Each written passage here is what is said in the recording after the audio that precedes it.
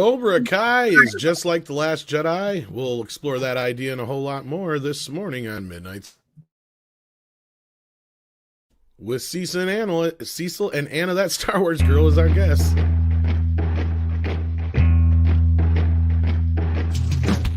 It wouldn't be a morning if I didn't mess everything up on the way in the door. Welcome everybody to Midnight's Edge in the morning. It's Wednesday. We're halfway through the week again. I am your co-host, Tom Connors, and with me is my co-host and boss man, Andre. How you doing?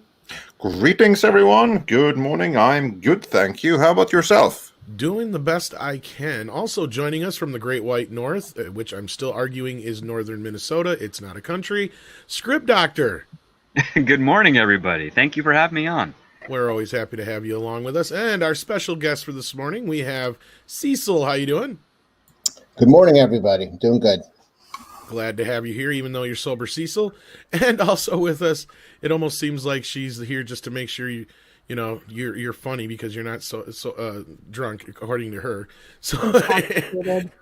What was that, Anna? Intoxicated. He's useless when he's not drunk. So painful. So to further along that notion, we have Anna, that Star Wars girl, with us this morning as well. How you doing, Anna? Hello. I'm good. Yeah, you're the one that gave us a hello. We didn't get a hello from Cecil. Something's off already. Oh, He's sober. He's useless when he's sober. I'm telling you. hello. That didn't even sound right. Hello. That was worse. So we're just going to leave it at that. Hello, everybody. I might have to do it for you. Hello. There we go. Oh, thank you so much, everybody, for tuning in. We got some of our regulars here, and I want to thank you for hopping in. Hit that like button if you would, and also share out the stream because Lord knows YouTube wouldn't help us do that. Roger Haynes sends us a super sticker this morning already. Thank you so much. I don't know if we had any more before that, Andre, but we want to thank him for that. Did I lose it? There you are. No, I'm checking that right now. The first one we got is from, let's see. It's from Roger Haynes, and that's the first we got today.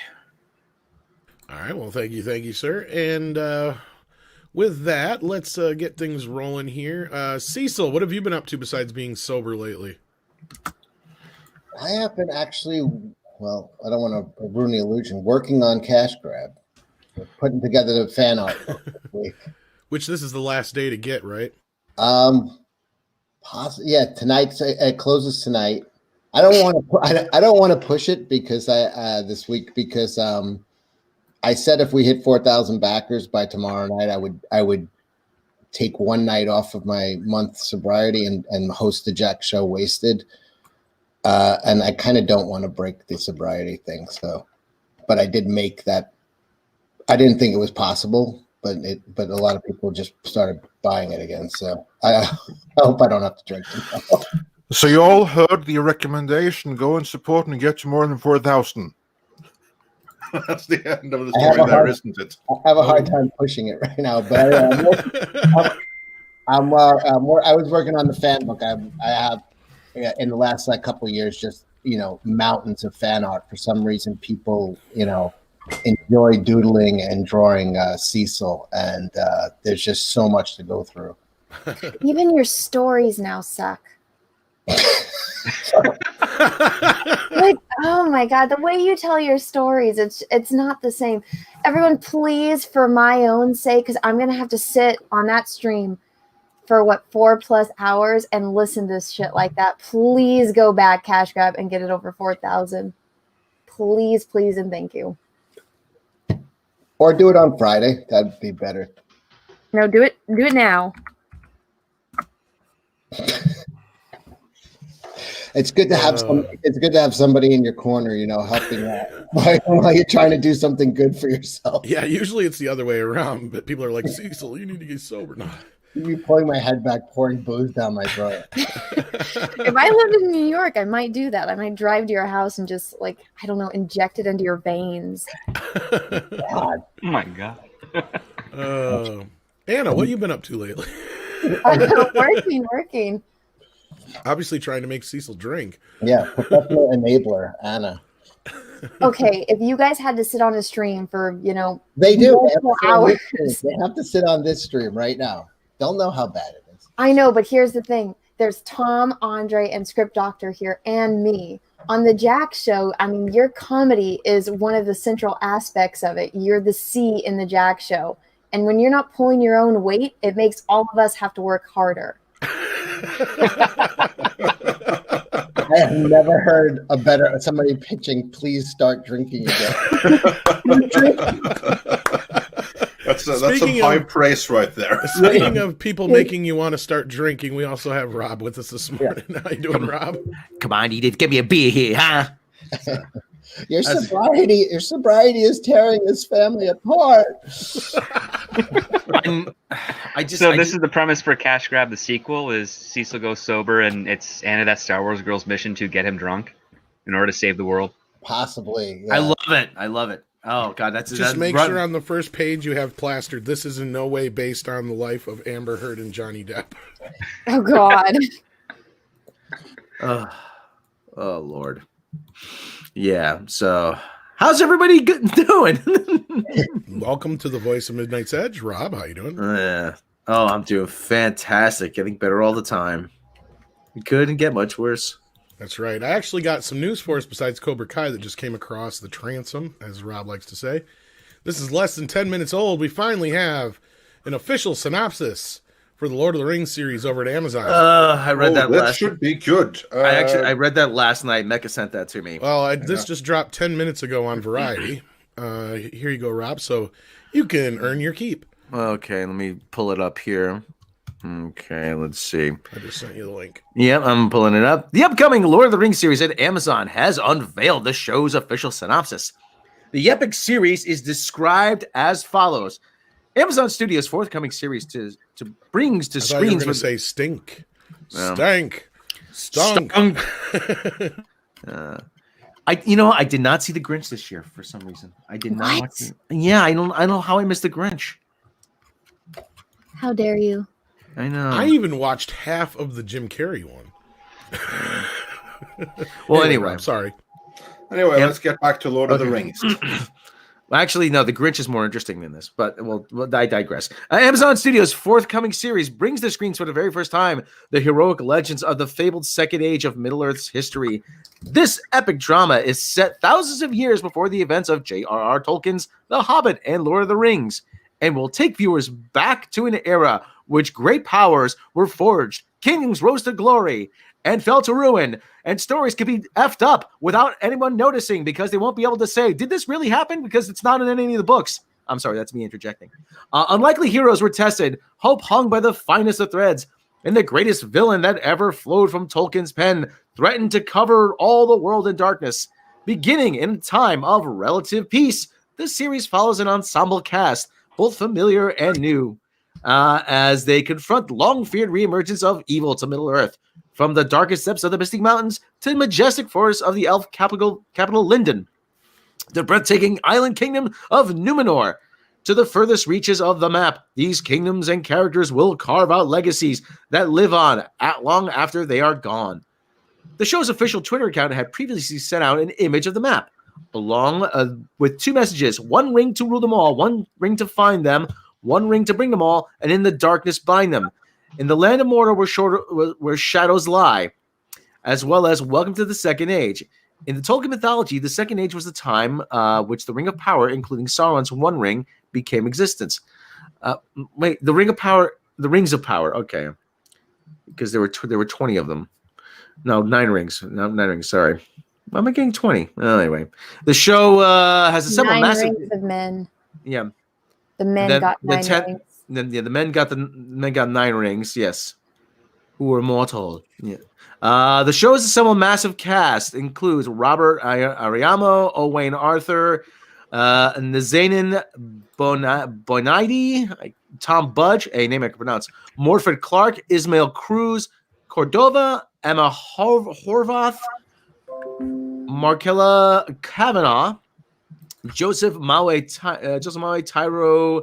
Yada. Nobody cares. Okay, more than 20 actors. Lord of the Rings, series written by J.D. Payne and Patrick McKay. In addition to Game of Thrones alum, Brian Cogman has signed on as a consultant producer on the project with J.A. Bayona, set to direct multiple episodes. In addition to previously announced, the show's creative team consists of executive producers Lindsay Weber, Bruce Richmond, Callum Green, Amazon's former head of genre programming, Sharon Tal Yagato, writer, executive producer Jennifer Hutchinson, writer, executive producer Jason Cahill, writer, executive producer Justin Doble, casting Stephanie Folsom, yada, yada, yada. Nobody cares. Yeah, yada, yada, yada. Nobody cares. Okay, you know what? Who here has actually read Lord of the Rings besides me? Years ago. Okay, very good. Why am I not excited for this? Because that's not a synopsis. Yeah. That really wasn't. Yeah. You know what? I just have to chime in right away. You know what this sounds like to me? This sounds like a cover-up. This sounds like, oh, here's something super generic. We're going to talk about the source material. We're not going to go into any kind of specifics about what we intend to do in our adaptation whatsoever, because we know that if we did, hell would be raised. That's my first thought upon hearing this nothing burger. The reason no one's excited is because everybody's bracing themselves for this platform for them to push whatever agenda it's going to be, you know, trans hobbits and, you know, barely legal Smeagol because bracing themselves. They're like, it's, you know, oh fuck, you know, what are they going to use this for? So, Mary Pippin, why are you so full of toxic masculinity? Anyone could carry the. Well, the they want to make it like Game of Thrones, so like I said, we're going to get barely legal Smeagol. That's. It wasn't Isildur all this time. I love that. You know what? I think Cecil might be related to Jake Bentley. What do you think? This is sober Cecil, motherfucker. Why? He's stepping up his game. Finally, channel the drunkenness. I dare you. Did he take He's got reserves in his liver somewhere that he can access, right?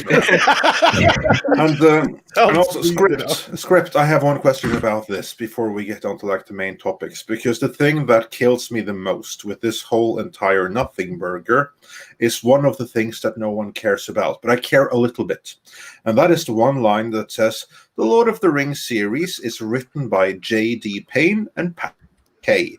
Now, the only noteworthy thing that those two has ever written before is the Star Trek 4 that never happened. Oh, I thought you were going to say their name on a piece of paper, but yeah. Yeah, that too. But anyway, it was the Star Trek 4, the one that was going to reunite Chris Pine and Chris Hemsworth, father and son, through some more universe-altering shenanigans. It was a storyline that JJ and Bad Robot were so proud of, and everyone else thought sounded like incredible utter crap, and no one really wanted to see it happen, so thank God it didn't.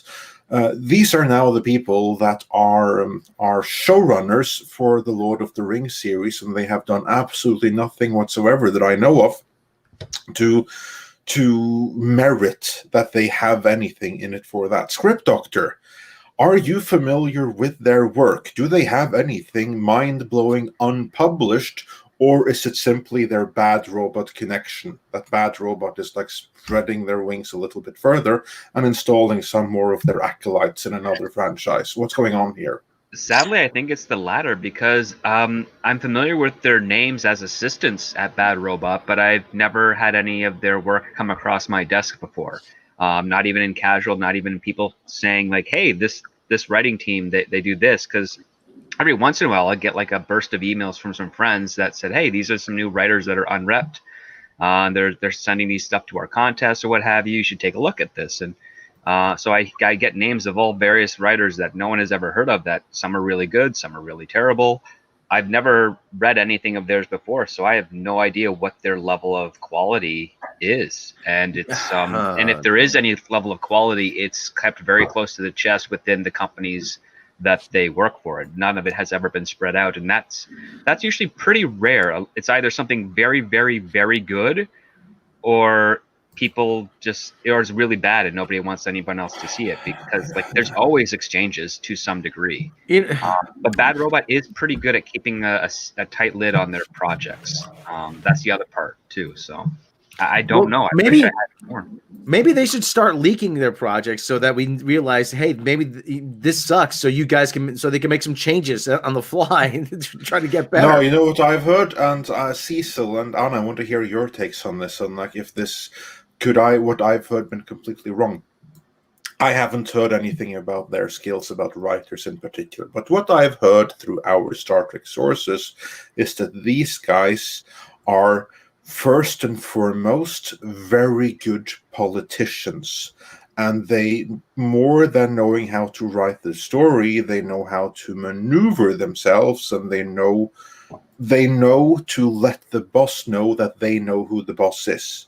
And they know how to push or toe the company line, and So that is more than anything else what has given them first Star Trek 4 and now this. It's not that they've done anything to earn it, but like they've just earned it by being politicians. Is what I've heard. Like Cecil, they whacked it off. yeah, exactly. How does that sound plausible? And how excited does that make you for Lord of the Rings? Not much, but it reminds me of when it's somebody who's a politician who got ahead. It just kind of reminds me of Kathleen Kennedy. Like, she was politically connected, and obviously the creativity suffers when you have a politician running things. So I don't know if these people just made the right moves, were for the right causes, kissed the right asses. And that's where they are, but I don't know how that's going to translate to creativity. It didn't with Star Wars, that's for sure. Anna, your first thoughts on that? How excited are you upon hearing that? I mean, I don't know anything about them, but aside from what we just talked about. But I mean, to be completely honest, the second I heard they're going to go the Game of Thrones route with Lord of the Rings, I was like, I'm out. Unless the trailer looks absolutely phenomenal, I'm not gonna invest too much hope in it. This whole thing with JJ spreading his minions, it reminds me of, for a situation that we had in football years ago, and to Andre, it'd be American football to our global listeners, where you had a guy named Kevin Gilbride. Kevin Gilbride in the early 90s was an offensive genius. Oh, the offensive genius, Kevin Gilbride. Everybody extolled his virtues. And, in reality, when you took a look at his record, he wasn't a very good coach. He wasn't very good, but he sent his minions out into the league, and a lot of teams adopted his philosophy. And it was a losing philosophy, but they would always come back to, oh yeah, but Kevin Gilbride did this. I'm like, yeah, but he's not doing anything now. He got fired. He got fired from more teams than he actually worked for.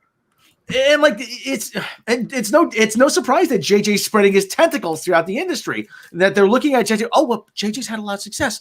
Yeah, but look, it's short-lived success. It's, you have Kurtzman, you have the Matt Reeves, there's another dumbass running something else. I can't remember his name off the top of my head. Damon Lindelof?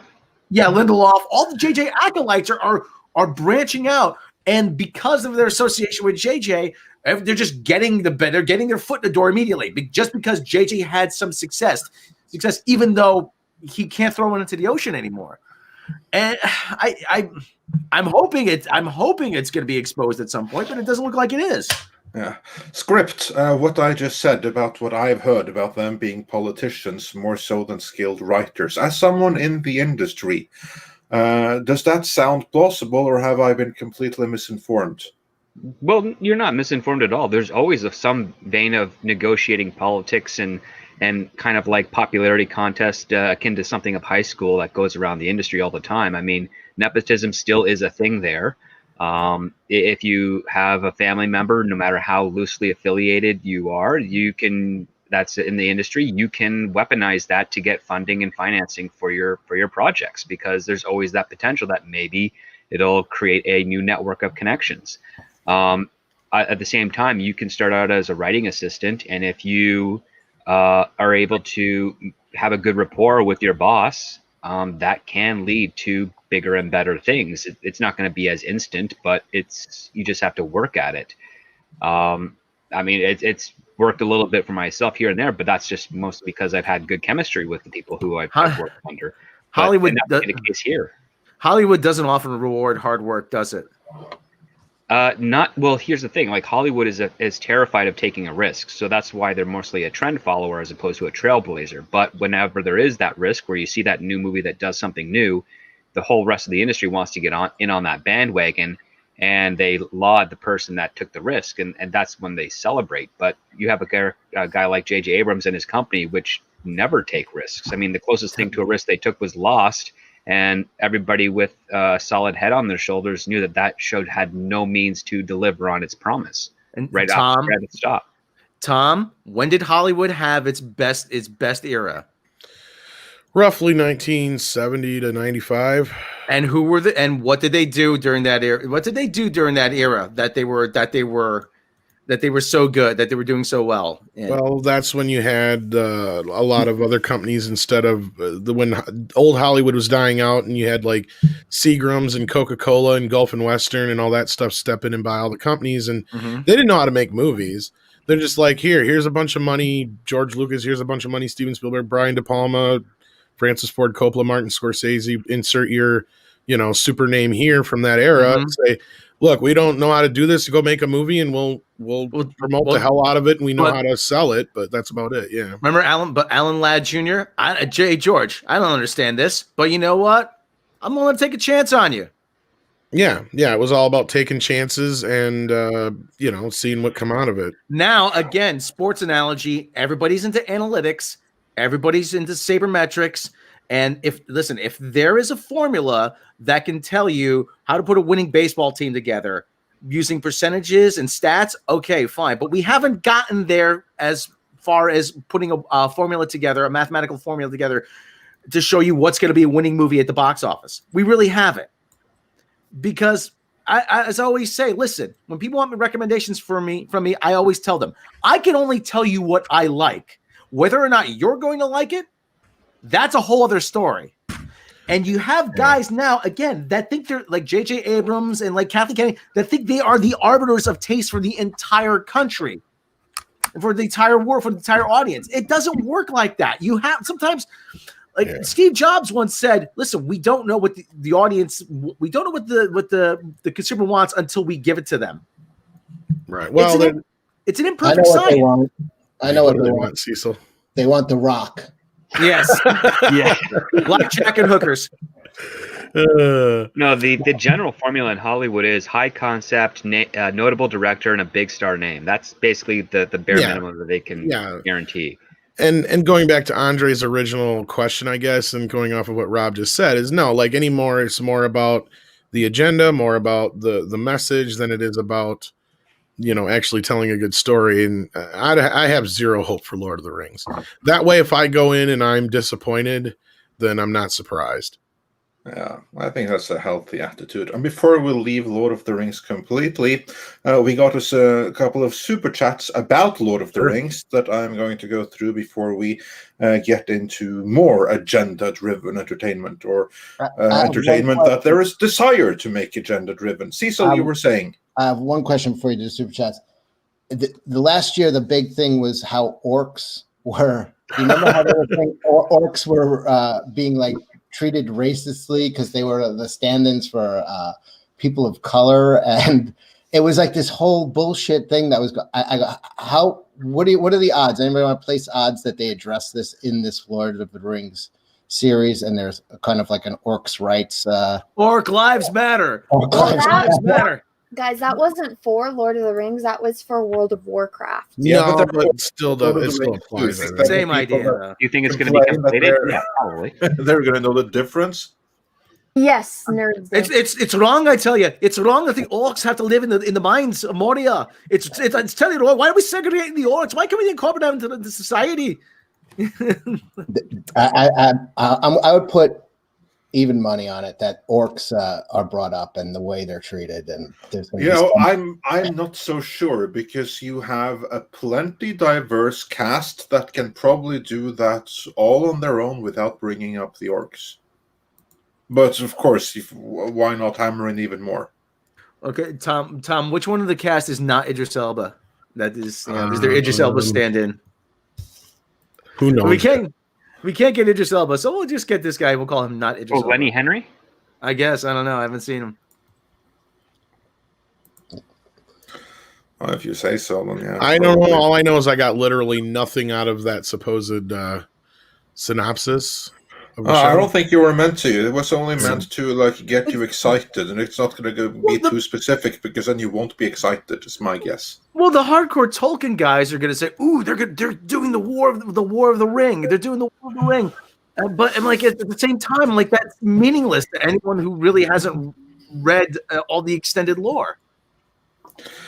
Those extreme Tolkien guys, they're about to feel the same thing that Star Wars guys and Star Trek guys have already felt, and at the hands of Bad Robot 2. So yeah, welcome to the club. Is that the best way of putting it? Maybe. Probably. Yeah, well, because, at this point, we've already learned that Bad Robot needs to be reprogrammed. So yeah, because there's something in the chat. Okay, Kat. No, the orcs weren't analogies for Nazis because I don't believe Nazis existed at that time because it was during World War I, right? Yeah.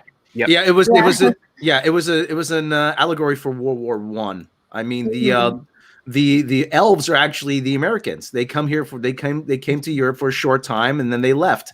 No, but you're right about the first part. Like when all that stuff was going on, that was clearly the problem. Was those who were sitting here going off about it were obviously projecting into the whole idea that the orcs were a stand-in for black people or what have you, and it was just like, okay, in what universe?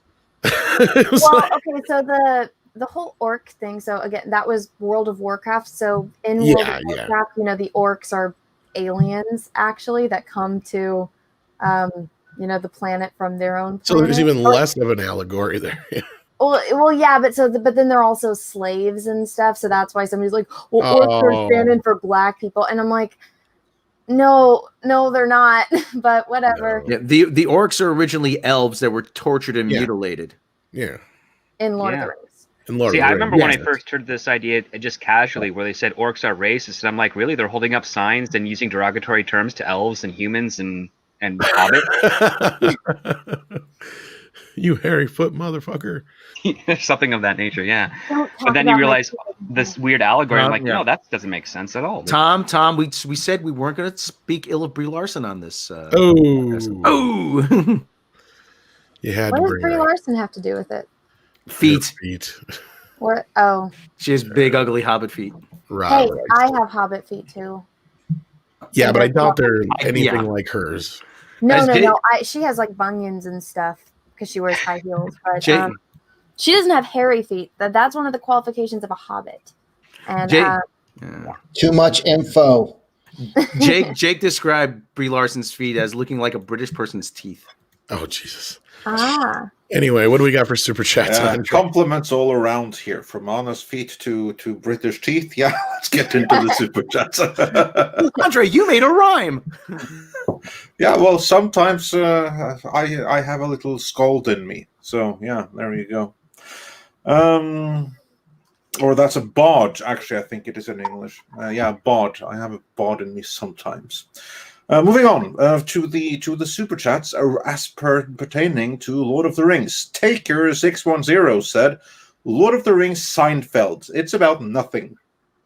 While oh my God. Storyman Jack says, "Nothing is safe. They're going to remake this. Battlestar Galactica, Buck Rogers, and many others. It's a form of revisionism to take our heroes away from us."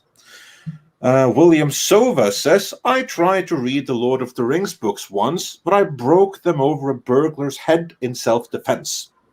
So I can say they make a great self-defense weapon." So there you go. And K-Mac the Great says, "Tolkien didn't grow up with TV or the internet. All he had was imagination. You can't match that today. Just leave it alone." Yeah, he had to go walk uphill both ways in the snow to get his entertainment. Indeed. And with that, speaking of entertainment, we've covered all there is to cover about Lord of the Rings, or certainly the most recent nothing burger of news. But then there's Cobra Kai, because Cobra Kai is universally beloved. Like, everyone loves it.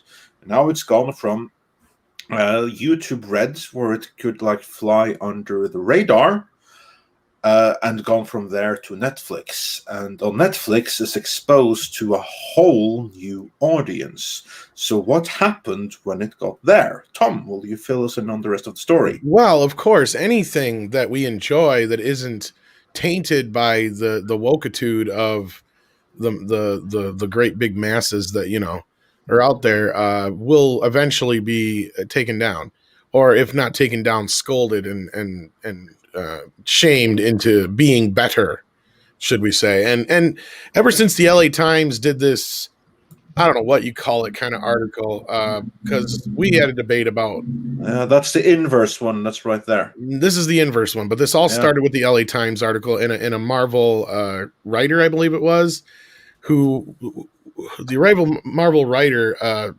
brought up the whole idea. What was it, Rob? That there wasn't enough Asian representation in Karate Kid. Yeah. And then shitloads of people piled on him like, wait a minute, that's a little racist to be saying just because the show's about karate and it doesn't have an Asian lead, kind of thing. And then he deleted the tweet, I believe it was.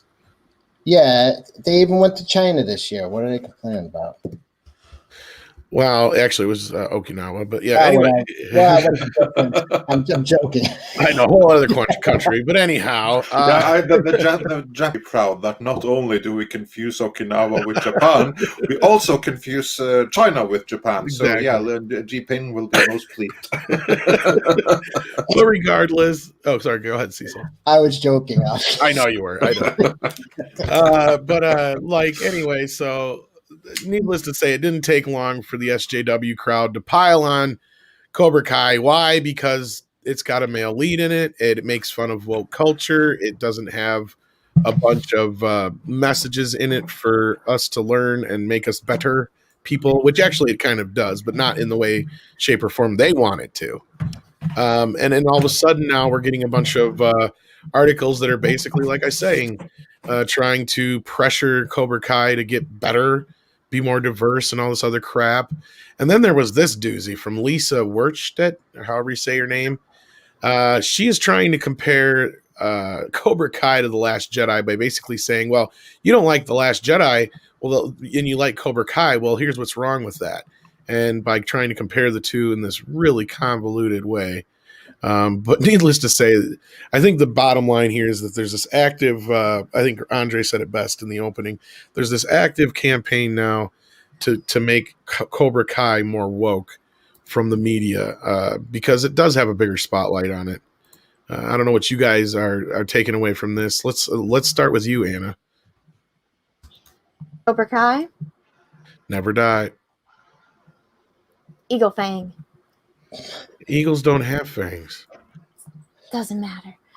I mean, it's really hard to find something to complain about with Cobra Kai, but I mean, that's all these people do. It's like they're like, oh, this is good. Let me find some way to destroy it, because guess what? The main cast is men, so we must destroy it because it's men. If this was all women, they would love it. They'd be praising it. They'd be like, yes, queen, slay. It'd be on every single, news site, platform.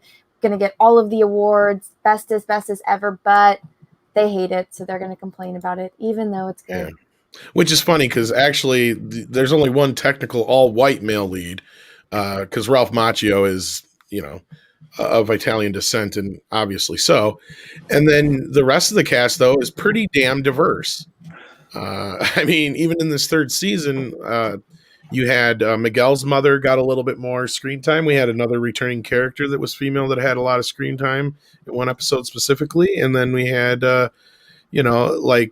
Daniel's wife got a little bit more of the spotlight in this last season as well. So, I don't get it. And we've had a lot of strong female characters among the cast as well, besides, the diversity. I mean, Miguel is one of the main characters of the show. And, His mom. Yeah, and his mom. Yeah, like I brought up just before. Yeah, and his mom and all that kind of stuff. So I just don't understand where they're coming from here. on this crap, other than it's just a bunch of propaganda agenda bullshit that they're trying to come in and ruin Cobra Kai is what I feel like they're doing. Yeah, and let me tell you, what they just did was the most brilliant attack you could do on a show. If you really want to destroy it, link it to The Last Jedi. Right? That was an insidious attack on. No, and that's exactly the point. Yeah, that's what I was getting to. Is like, oh, you don't like The Last Jedi? Well, then you shouldn't like Cobra Kai because it's exactly the same, or you should like Last Jedi because it's exactly the same. However you want to see it, but you're exactly right, Cecil. You know what's weird, Tom? Which I just realized right now. So I on January 1st, I posted a tweet saying like, "Oh, I just binge watched Cobra Kai and it's awesome." And then this person, I'll see if I can find it. But it's so weird because they said the same thing, that, oh, it's like The Last Jedi and it ruined everything about Cobra Kai. And then later the person admitted to never watching the show. But it's funny because that's exactly what this article is. I'm like, I wonder if this is the same person. Yeah. Well, Tom, remember that article though about Captain Marvel or something like that? Well, I haven't watched the movie, but yeah. Oh no, I will say this. I don't think it necessarily was the same person, but I think it was someone of the same mindset that will latch onto that and use it as a means to, in Twitter takedowns, or in Twitter like arguments or spats or what have you, not to try to take Cobra Kai down a few notches, because it's something that people actually enjoy without it being the kind of propaganda that the ideologues out there would have liked it to be, and they're just going to latch on to anything. And The Last Jedi was something of a golden calf within the industry, but it's quickly fading because they realize that they increasingly realize that they can't pretend that this is this kind of beloved masterpiece when there's no real evidence to support that it actually is. Quite the contrary. And so now, and that's actually something funny, that they use it now suddenly in a negative light. And that's something that hasn't happened before. It's a logical fallacy because what they're doing is, speculatively speaking, of course, what they're doing is they're trying to take the arguments that a lot of fans had with The Last Jedi and apply it to Cobra Kai to try and see if they could get a switch out of people. Because what The Last Jedi does is, the premise is, there is some familiarity. We're taking a look at a character that is at their lowest point, so to speak. And supposedly The Last Jedi is supposed to tell a story of Luke rising above that, which I would say is debatable.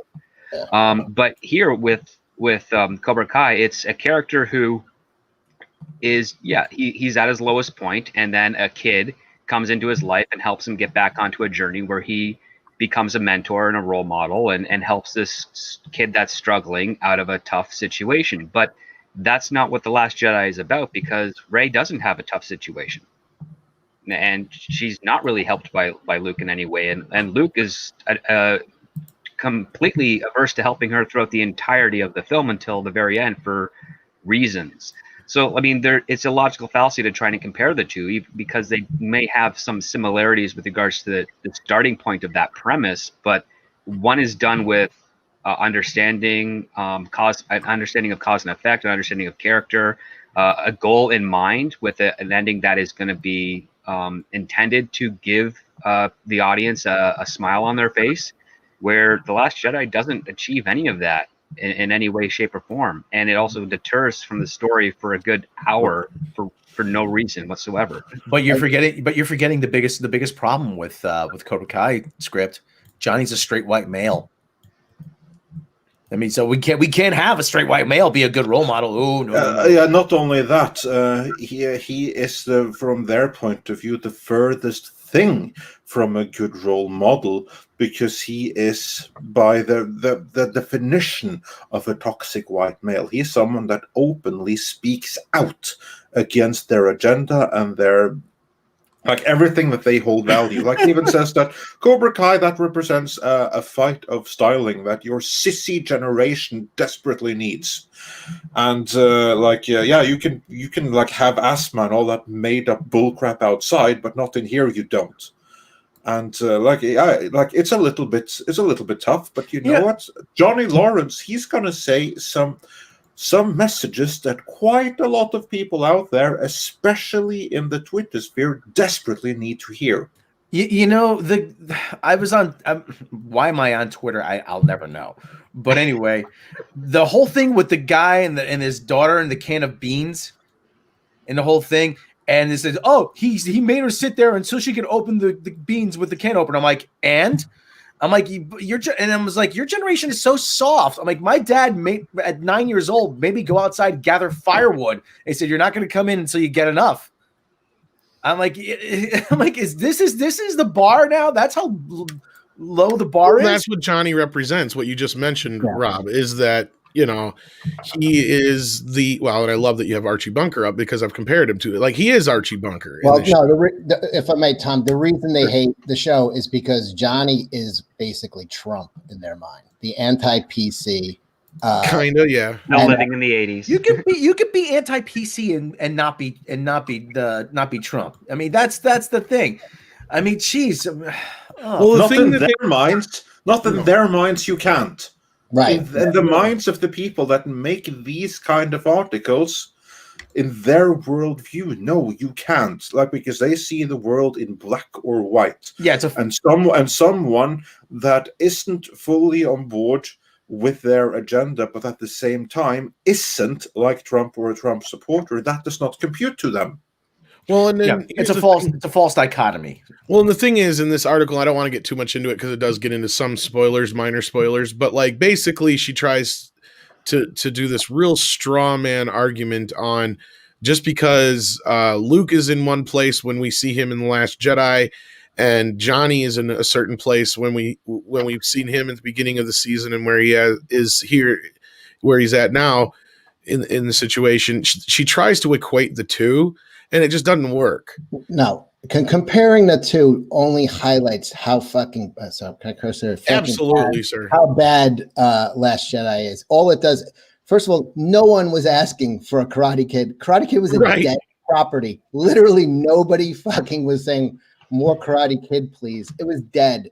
See, and that's what, you know. And they say, like, bad writing is giving the audience what they don't want.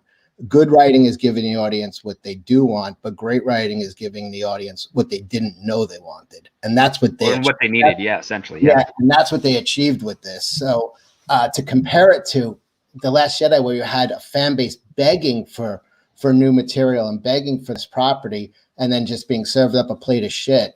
It just highlights how superior this is to the way Star Wars rolled out their franchise. No, I agree with you in a lot of ways on that, but it's one of those things where they're keying in on the idea that you have this straight white male as the lead, and he's non-PC, he's everything anti-woke you could be, but at the same time he has an arc and he has a heart. And I feel like that's what they're keying in on is, you know, you can't, you know, people are enjoying this show, and the bigger thing I think that's bothering them is how much people love Johnny. Like, that is the thing that I think people never realized is, like, this character resonated with people, even though he was technically the bully in the original film, especially now after the last few seasons of the show, all the stuff on How I Met Your Mother, you know, all the videos. He was so good in that. That was like, there's been this, it was like you said, Cecil, and I'm a huge Karate Kid fan, obviously, but like there was no point where I was going, yeah, you know, I wish there was another one.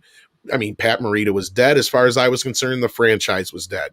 You know what I mean? Like, I never thought that there was life in this. And I always thought it was kind of a funny take. You know, yeah, Daniel was really the bully. And I've debated and talked about that. And and even in my recent discoveries for our recent video we did, I found some deleted scenes that, like, oh yeah, if they'd have left these deleted scenes in, there would have been no doubt that Johnny was the bully.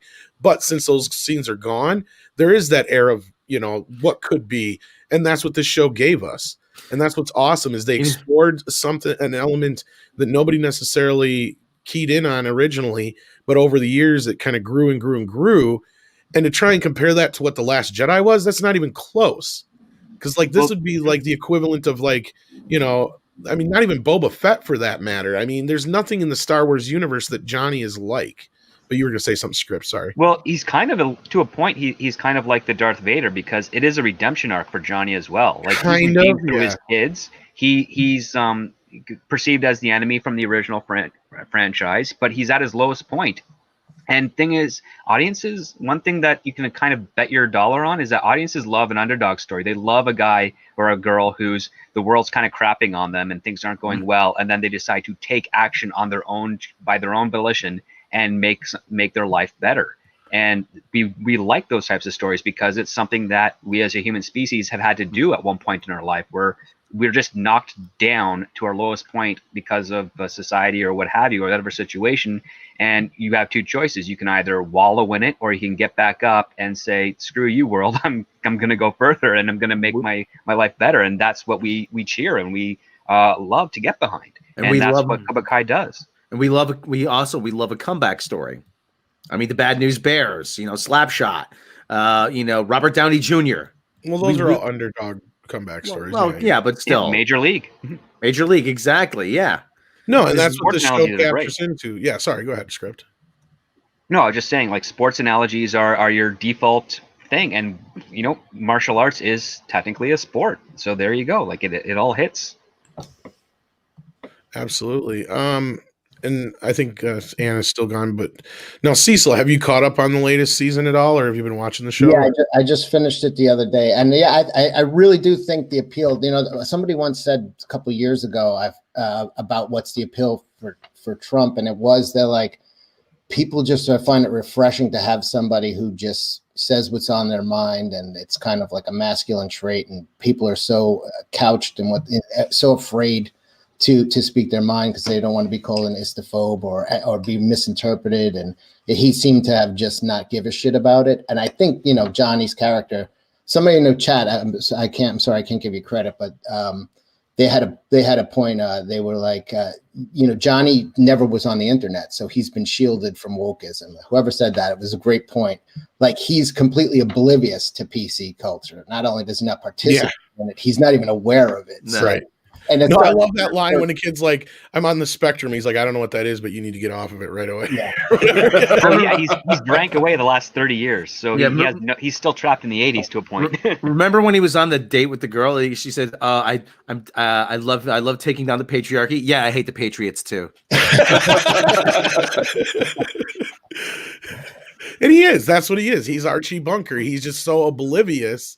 And he doesn't mean, to be that. It's just that's the way he was raised. That's the way he's grown. He's lived in this little world of his own, he knows karate, creation. He knows beer, he knows cars, he knows women, he has his world. I mean, and nothing is really intruded upon that. So he can approach things from a new perspective and see everything for what it is. I'm like, get out of here with you and your spectrum, okay? Son, oh, well, I need to. No, you're a pussy. Okay, shut up. Well, and not to get into spoilers too much because Andre hasn't seen the last season or most of season 2, but like that's the whole thing is he kind of realizes, Cobra Kai is not exactly the way. I have to adjust things a bit. So like already within the first season, we're starting to see growth. We're starting to see change, and he gets this idea of strike first, strike hard, no mercy. But that changes a little bit to changes to conditional mercy. Exactly. And conditionally striking first, strike back is more what it becomes like. So like he starts to understand that things are not the way they should be in this, way that he was taught. Well, that mindset got him nowhere. Exactly. Yeah. And that's where it got him in his place in his life. And then this kid Miguel comes in and gives him a second chance, on being a father, which he fucked up. And not only that, he sees like himself in Miguel, and at the same time Miguel is an exact and this is where Cobra Kai does what Star Wars was trying to do right. Miguel is an exact replica of Daniel, but instead of him meeting Mr. Miyagi, he meets Johnny Lawrence, which is a prototypical Kreese. So that's what we're seeing is Johnny Lawrence going to become Kreese, or is he going to become more like Daniel or his own thing? And that's where we see, especially in like this, in his growth throughout the series, is that like he's trying to create his own image of himself, and it's that self growth. I think that they don't like. I think that they see that and they say, "Oh, well, we can't have this," because they love their characters to be like, you know, like Mikey Spock or like Ray or like these all ones that are pre-programmed, pre-packaged, perfect self-insert characters. They don't like them complicated. Even Sam is an infinitely, and that's the daughter character for those who don't know. She's an infinitely more complicated character than anything we've gotten on any of these other shows or movies, because she has gone through one hell of an arc. And I've had conversations with people not only in private but on chat and in the streams and stuff where they're like, oh, I don't like Sam or whatever. And it's like, well, do you not like the actor or do you not like the choices she's made? And 9 times out of 10, it's the character choices. It's not the actress. So there you go. That's the writing. I'm like, good. That's what you're supposed to do, because when the show starts out, she is not the Daniel character. She is technically more the Johnny character if you look at it. And again, here we go with the Star Wars comparing to Cobra Kai, is that you have a character who was basically she's the daughter of our main original character, but instead of having the traits of our original main character, she has more of the traits of our original villain. Yeah, she's also. But Tom, she should be played by a non-binary actress of color. I know, Rob, but what were you saying, Cecil? Sorry. Oh no, she is more of the Johnny character because she's the rich kid. Exactly. She's a spoiled rich kid. She's never had to work for anything in her life. She's in the in crowd. You know, she's got her mean girls basically as friends, just like Johnny had his little cadre of friends and stuff. But And Tori's the anti. Tori is a prototypical Kreese, a young Kreese. Like her role is set up to basically she's either going to go the same road or she's going to choose a different one. Yeah, same. She has the same attitude, same job. She's a waitress. You know, she's everything. Like I said, careful with the spoilers. Andre hasn't seen the third season. Sorry. Yeah, well, it's fine. It's fine. Like just discussed. I'm sure that many. Well, let's not go overboard. But we didn't say not for me, but for everyone else out there. That's I'm trying to. What I will say though, it's a fantastic series. I look forward to catching up on it. No, and there was a lot of people who were afraid at the end of that second season because, like I will say, Andre, you know, the second season has probably been the lower point of the show so far, because it started seeming like it was going to go down this road where there was a lot of people, I think, like Jeremy and other people were, this third season is going to go woke. And instead it didn't. It went almost, I wouldn't say it went the opposite, because then that would be overcorrecting, but it was just unwoke enough.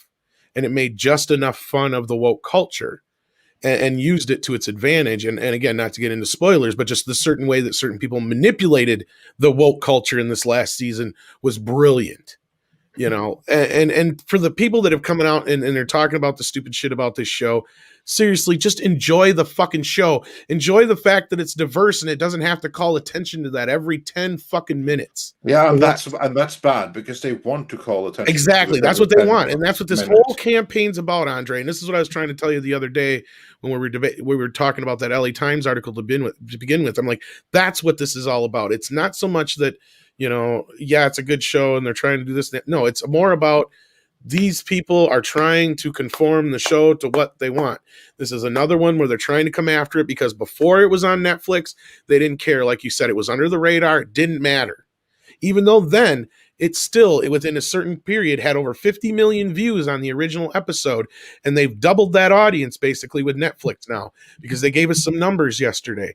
Reportedly over 40 million people watched this third season of Cobra Kai. Now, if you want to know about how that comparatively is number-wise, at its peak, shows like Big Bang Theory had 17 million in their most viewed episodes, right? Oh, wow. It's a massive hit then. We're getting into like Beatles on Ed Sullivan territory here. Yeah, even your standard football game on a Sunday has about 18 million viewers. So I'm just trying to put this into perspective here.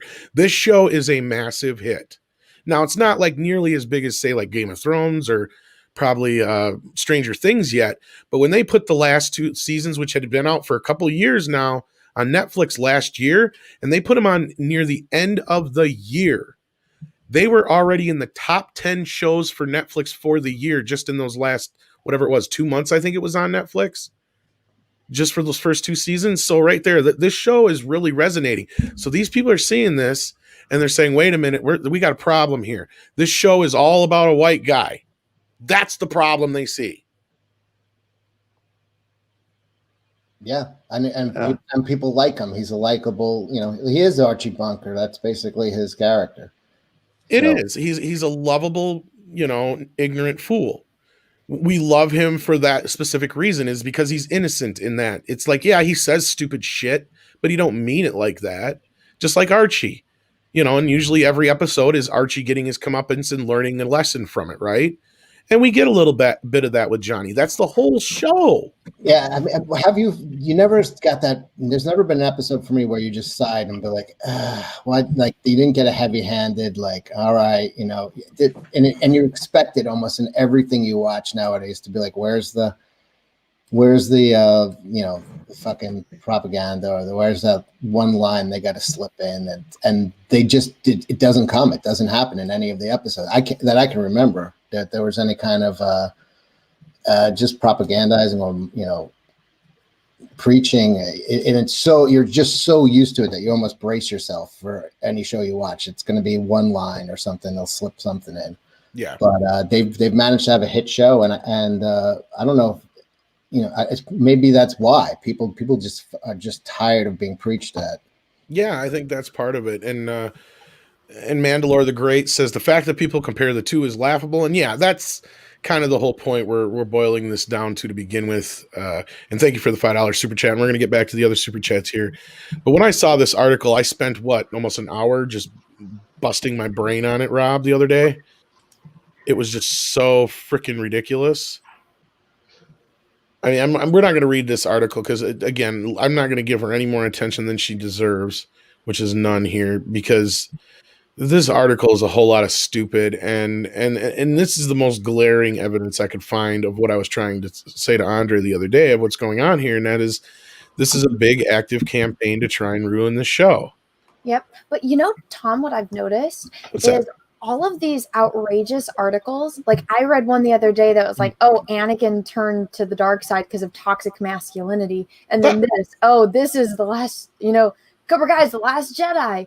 And it's like all of these articles that are just completely outrageous are all written by women who have most likely never seen any of it. That's a good point. Like, because I know, like, this Lisa chick, I did a little bit of research into her. She's younger. Chances are she's probably never seen the original Karate Kid movies, let alone the original Star Wars movies. And again, like Andre was saying before, The Last Jedi was one of these movies that, like Ghostbusters and a few other ones, they really got behind, and it really made them look bad in the end. And I think that they're trying so hard and desperately to grasp onto anything that's popular just so they can try and get us. It's like a propaganda thing. I see it as plain as day, but it's really starting to piss me off more than anything, especially now that they're going to mess with one of my most favorite shows right now. Yeah, that's like the thing, that the show is so good, and that's why it's so popular, and why it has such appeal, even with people that have never seen the original Karate Kid. But here's like the thing: I'm not a fan of the Karate Kid, the original movies. I like them fine, but I have no affection towards them, none whatsoever. Yeah, same. They mean nothing to me. Yeah, there you go. Exactly, Cecil. I like the show way more than I liked any of those movies, for sure. Yeah, me too. Like, the only thing that I'll use the movies for is that I have to say, okay, now who's this again? Let me just go and rewatch. Oh, yeah, that's who this is. Now let's get back to the good stuff in Cobra Kai. Yeah, and I love bringing up I don't love bringing it up because it usually signifies something bad, but this little cartoon, and I wish I could credit the author. I don't know who made it. I've been trying to figure it out for a while because I've used it a few times, but this really, in a nutshell, to me, it says exactly what they're trying to do with this show and what they've done with everything else to this point. It's like, you don't fit in here. All right, well, we'll go make our own thing, and then, well, why are you excluding us? Oh, no. And then they try to come in and change it. And that's everything we've had in every fandom. And it's like, you can't let anything be sacred. You can't leave nothing alone. You can't let us have just one. It's like, Remember that cartoon with Ethan? He is, you had people like Kelly Sue DeConnick and Gail Simone. Nice little hobby you got there. We're gonna have to come in and fix it, and they come in and fix it, and they ruin it. And they try to push everybody out who was originally there. Yeah. If you don't like my politics, don't buy my book. Problem solved. How was I gonna buy your book in the first place, bitch?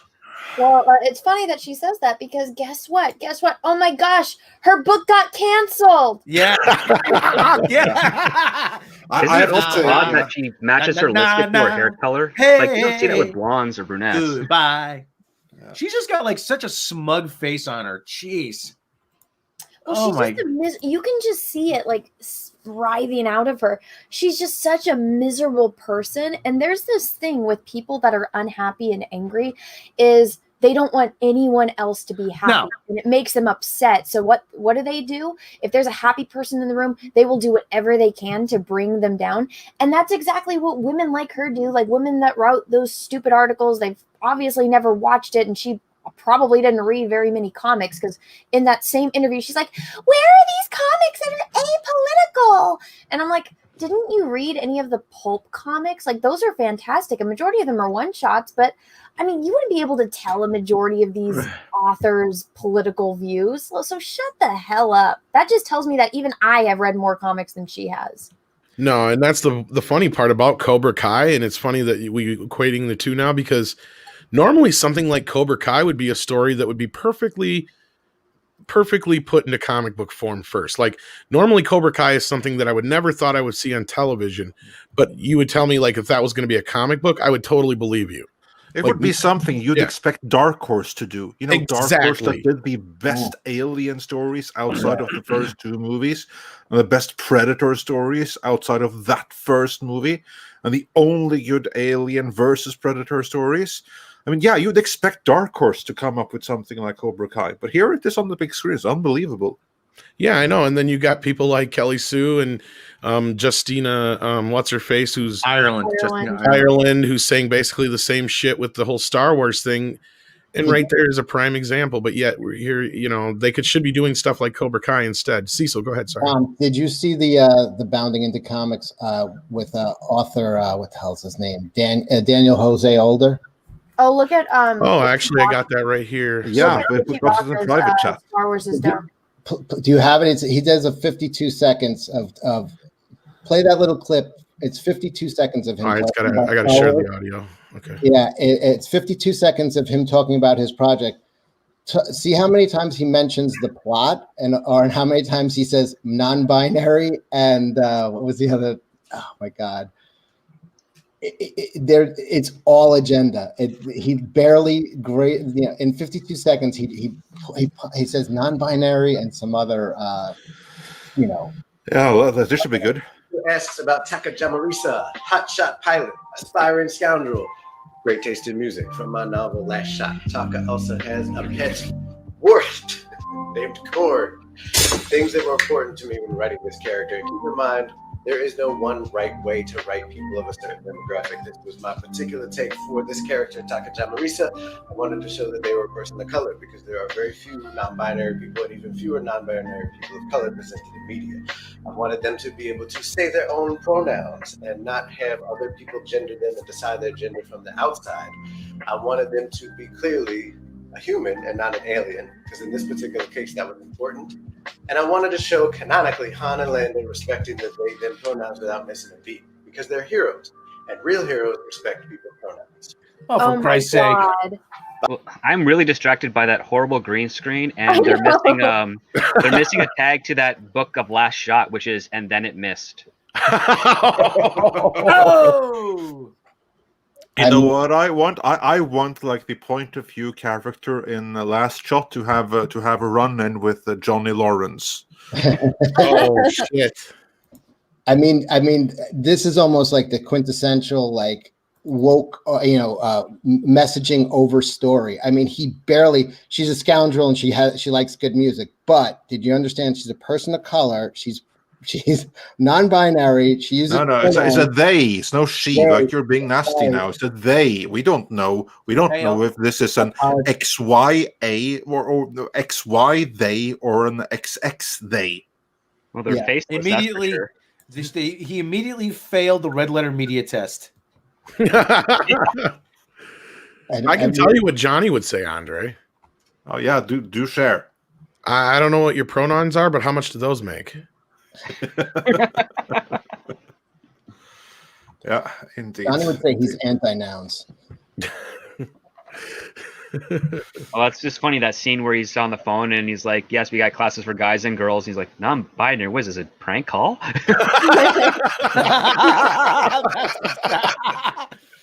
Then I think, Anna, you sent me this, didn't you? Okay, it's the same thing. Okay. Yeah, it's just a Chewbacca, and it has like the statements and quotes and stuff. Oh, okay, here we go. Let's see what he's got to say here.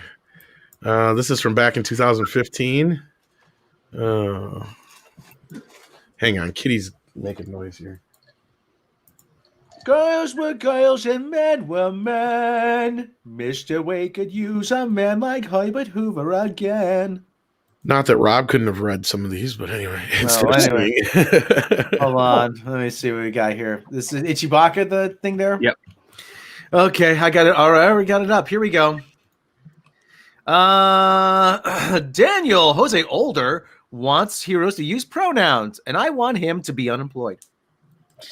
Back in 2015, Jose Older told Locus magazine, I think science fiction is changing quickly. I don't want people to think that means we can stop trying to make change or feel self-gratified. Like, we did it, but you can tell it's changing because people who are on the way out are upset and uncomfortable. Oh, for crying out loud. Because they've always been catered to. People have always fallen over themselves. Okay, stop. Okay, stop.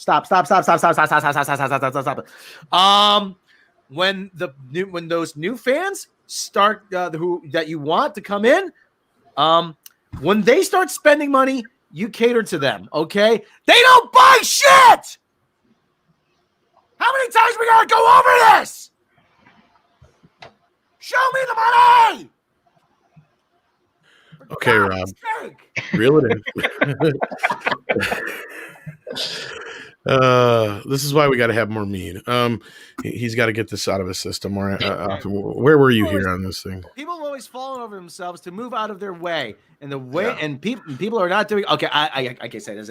Yeah, can you just continue reading the text, and we'll get through. Okay, people blah blah blah blah, and then people not doing it anymore, and it's uncomfortable for them. Like when kids are spoiled and someone takes away their toys. Reminds them that they live in reality, and they're like, what? The whole concept of science fiction or sci-fi or fantasy is not being political or imperial endeavor. It is absurd. It always has been. Oh, for God's sake. Most people who aren't straight, why, here we go, read fantasy and science fiction with certain protectors up. Knowing we're about to cringe, let's talk about the word offended. Because that's the word people use to describe what's going on. Offended doesn't have shit to do with it.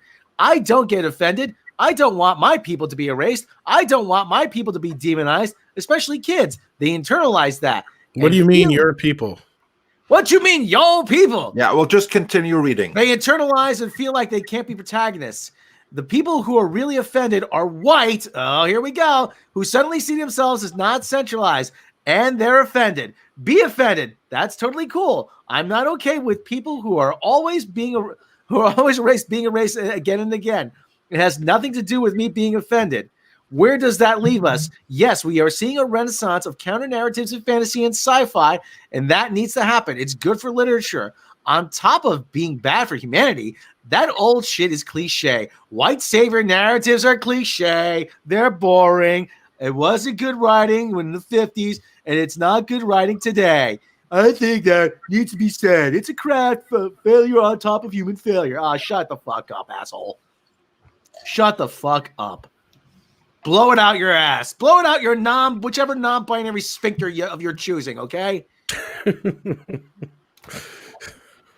So, now that Rob got to share his feelings, what are your thoughts on that? This is someone then that the Kennedy camp has chosen to write one of their Star Wars books. Presumably this is part of High Republic, isn't it? Yes, Anna, let's hear your first thoughts on that before we have Cecil weigh in. Well, I couldn't understand half of that, but I got the gist. I don't know. It's weird. I went and watched, interviews with these people so I could get kind of a grasp of who everyone was that's going to be writing the High Republic books. And I found an interview of him, almost a decade ago, and he seemed rather normal when he was talking about his books. And he's just like, oh yeah, I grew up in New York, and I just kind of wanted to do like, there's a big thing about, the mobs here. But he's like, I wanted to tell it from a point of view of like a kid that grew up here, and, you don't want to get involved, and then something happens, you have to get involved. And all he did was talk about this story. And I'm like, I absolutely hate mobster stories. And it's like, I passionately hate The Godfather. Like, if somebody wanted to torture me for information, they'd make me watch that movie. But like the way he was, best movie of all time. no, it's not. Godfather's not a no. Okay, we'll talk about that later. But Okay, tomato. It's about the mafia, right? It's a family portrait, is what it is. Well, it's a terrible, terrible, terrible family. That being said, that's the idea, though. Well, exactly. It's a bad movie. Anyways, the way he was pitching his book, I was like, this is not something I would ever be interested in. But the way he's talking about it so passionately, it makes me want to look into it. And then this was from 2015, so it's 6 years ago. And it's weird how somebody changes to adapt to the industry that they're in, so that way they can get work. See, I don't think he adapted. I think he's always been like this, except now that he feels secure enough that he can get away with it. I disagree. Yeah, I disagree. I don't think so. I've done a lot of research on him, and he used to be an EMT, and he, like that's what he did before he became a writer. He used to go, a first responder, and he used to, be an ambulance driver, and one of those people. I don't know the exact thing, but I think that I want to hear what Cecil has to say. But first, I want to say that I agree completely with Anna. I don't think he's always been this way. I think that he's become radicalized to become this way by all of the wokeness and propaganda surrounding him on Twitter and probably around him 24/7 the last few years. I think he's become this way, that he's been radicalized. But go back 10 years in time, I don't think he was so at all. Cecil, what do you think about that? I think people go the path of least resistance, and this is it's a cop out, and it's an easy path. It's a shortcut. If you start espousing this stuff, you become bulletproof. You're critique proof, and you're champion no matter what shit you put out. So you start to learn, like, if I say this, I don't get critiqued, I get more work. So he's towing the company line, and pushing the whole I don't know. The whole non-binary, it just reminded me of people you met. It's like, it's what uninteresting people do to get attention. It's like, instead of developing a personality or interests or likes and dislikes, and it's just easier to just be like, I'm a non-binary, blah, blah, blah, otterkin or whatever. And it's like, all of a sudden, they're like, that makes me something. I'm interesting. I now have a personality. No, you don't have a personality. You have a label. You don't have a personality. And it's just that's a shortcut too. I see it a lot of times. It's just it's a way of being noticed without actually doing anything. I can totally picture, though, at the orientation meeting at Lucasfilm Story Group, we're totally about agenda here, guys. So just let it fly. We don't see agenda in it. Put agenda into it. Yeah, I mean, he barely meant. I mean, he mentioned a throwaway. He's like, oh, she's a badass pilot who likes good music, but she's a person of color and she's non-binary. And of course, Han and Lando use her pronouns or their pronouns because real heroes use pronouns. Wait a second, he said Han and Lando in that thing, but this takes place 300 years before the Phantom Menace, so Han and Lando weren't alive. Unless this is not actually part of the High Republic, I don't know. He said Han and Lando effortlessly, use the proper pronouns because heroes use pronouns. Han and Lando would laugh. Yeah, they would. I mean, I guess we're kind of seeing how the High Republic falls is because they've got all this identity politics in their society. Yeah, that is indeed how you kill a society. You end it so that it will never come back, and it'll be taken, and the world instead will be run by somewhere else, let's say. Yeah, that's a very good message. This book was released 2 years ago, so it's well before the Get High Republic. Okay, yeah, well, doesn't really excuse anything. Did anybody read it? My guess would be no.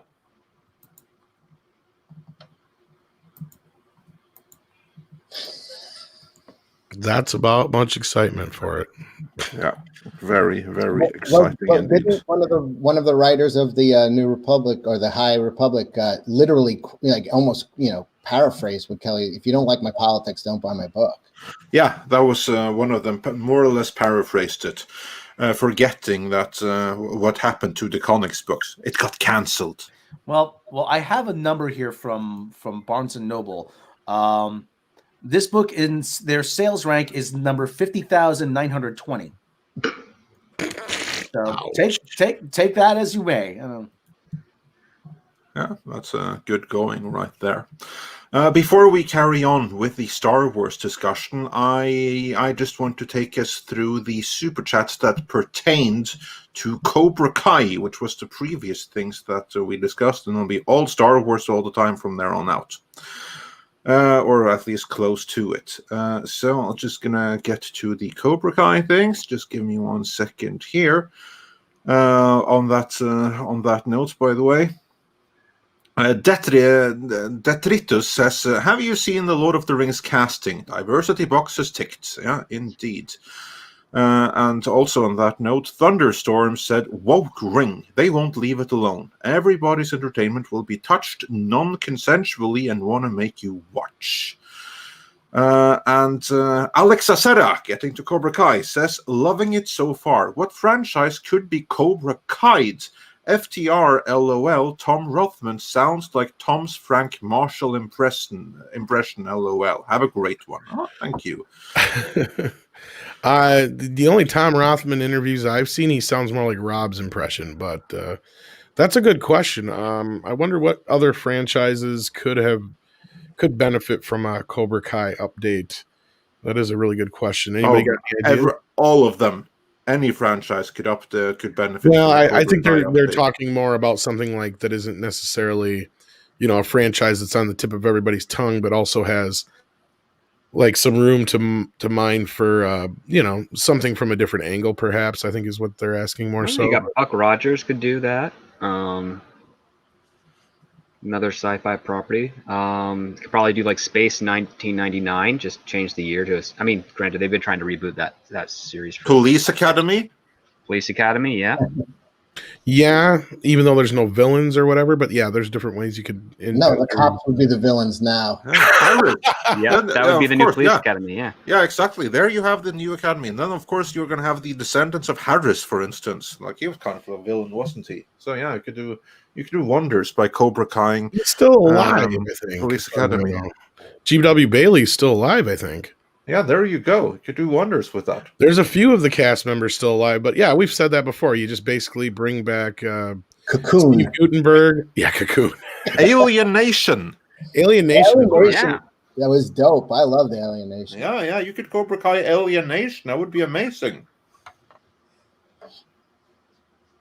Yeah, there's quite a few great franchises. Yeah. Everything can be Cobra Kai, because what Cobra Kai is it's just building upon was already there, maybe switching a few things around, keeping it fresh, but always doing it respecting the legacy. And that way, you're good to go. You can do it to anything. I think it'd be hard if they're going to use the original cast with Alienation, because Mandy Patinkin is like the most woke ever now. So I don't know. Well, James Caan might be able to even him out, but well, you could Alienation the TV series. I mean, you've done a recasting already, so yeah. There was a TV series for a while, so yeah, they could reboot that. Yeah, you have a series there, so yeah, there's loads of things that you can do that with, and you could do it with great success. So absolutely, and just moving on from there a little bit, M Tax Shark sent us a thumbs up. Super Secure Roger Haynes says, I like how Johnny never used the internet. So he's basically been shielded from a lot of wokeism. Yeah, so true. Ken Fu says, what's amazing is that Johnny, Danny, and Cecil are in their 50s.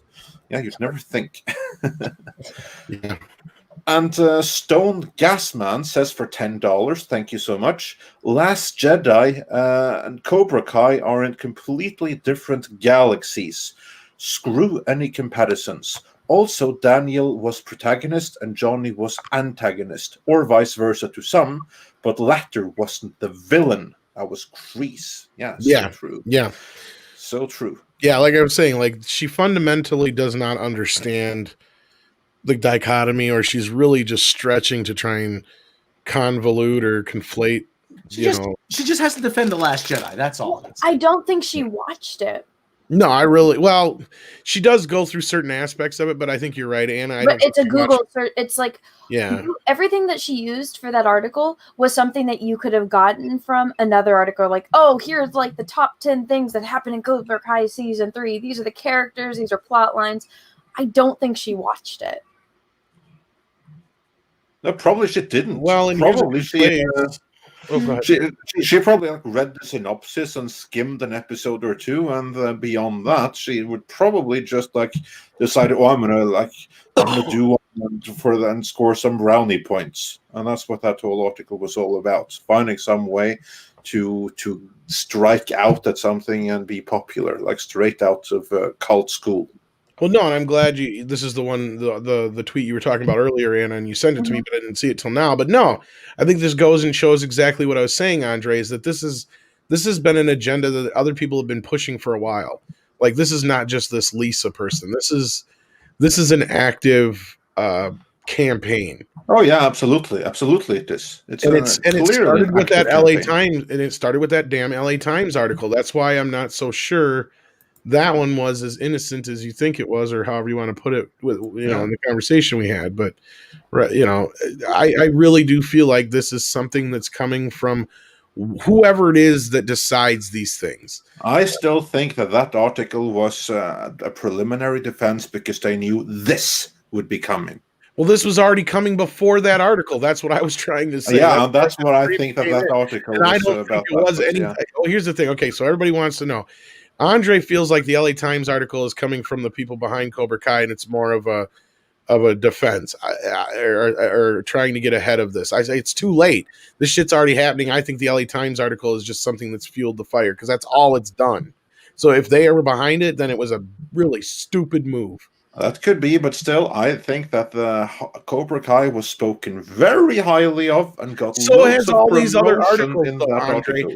And like I said before, that was my point, not to argue with it like right now, but that's my whole thing is they know it's too good to say anything shit about it. That's why they're trying to compare it to The Last Jedi. They're trying so desperately to make people see the fault in it in some way, so that when they fix it, that we thank them for fixing it. That's what it is.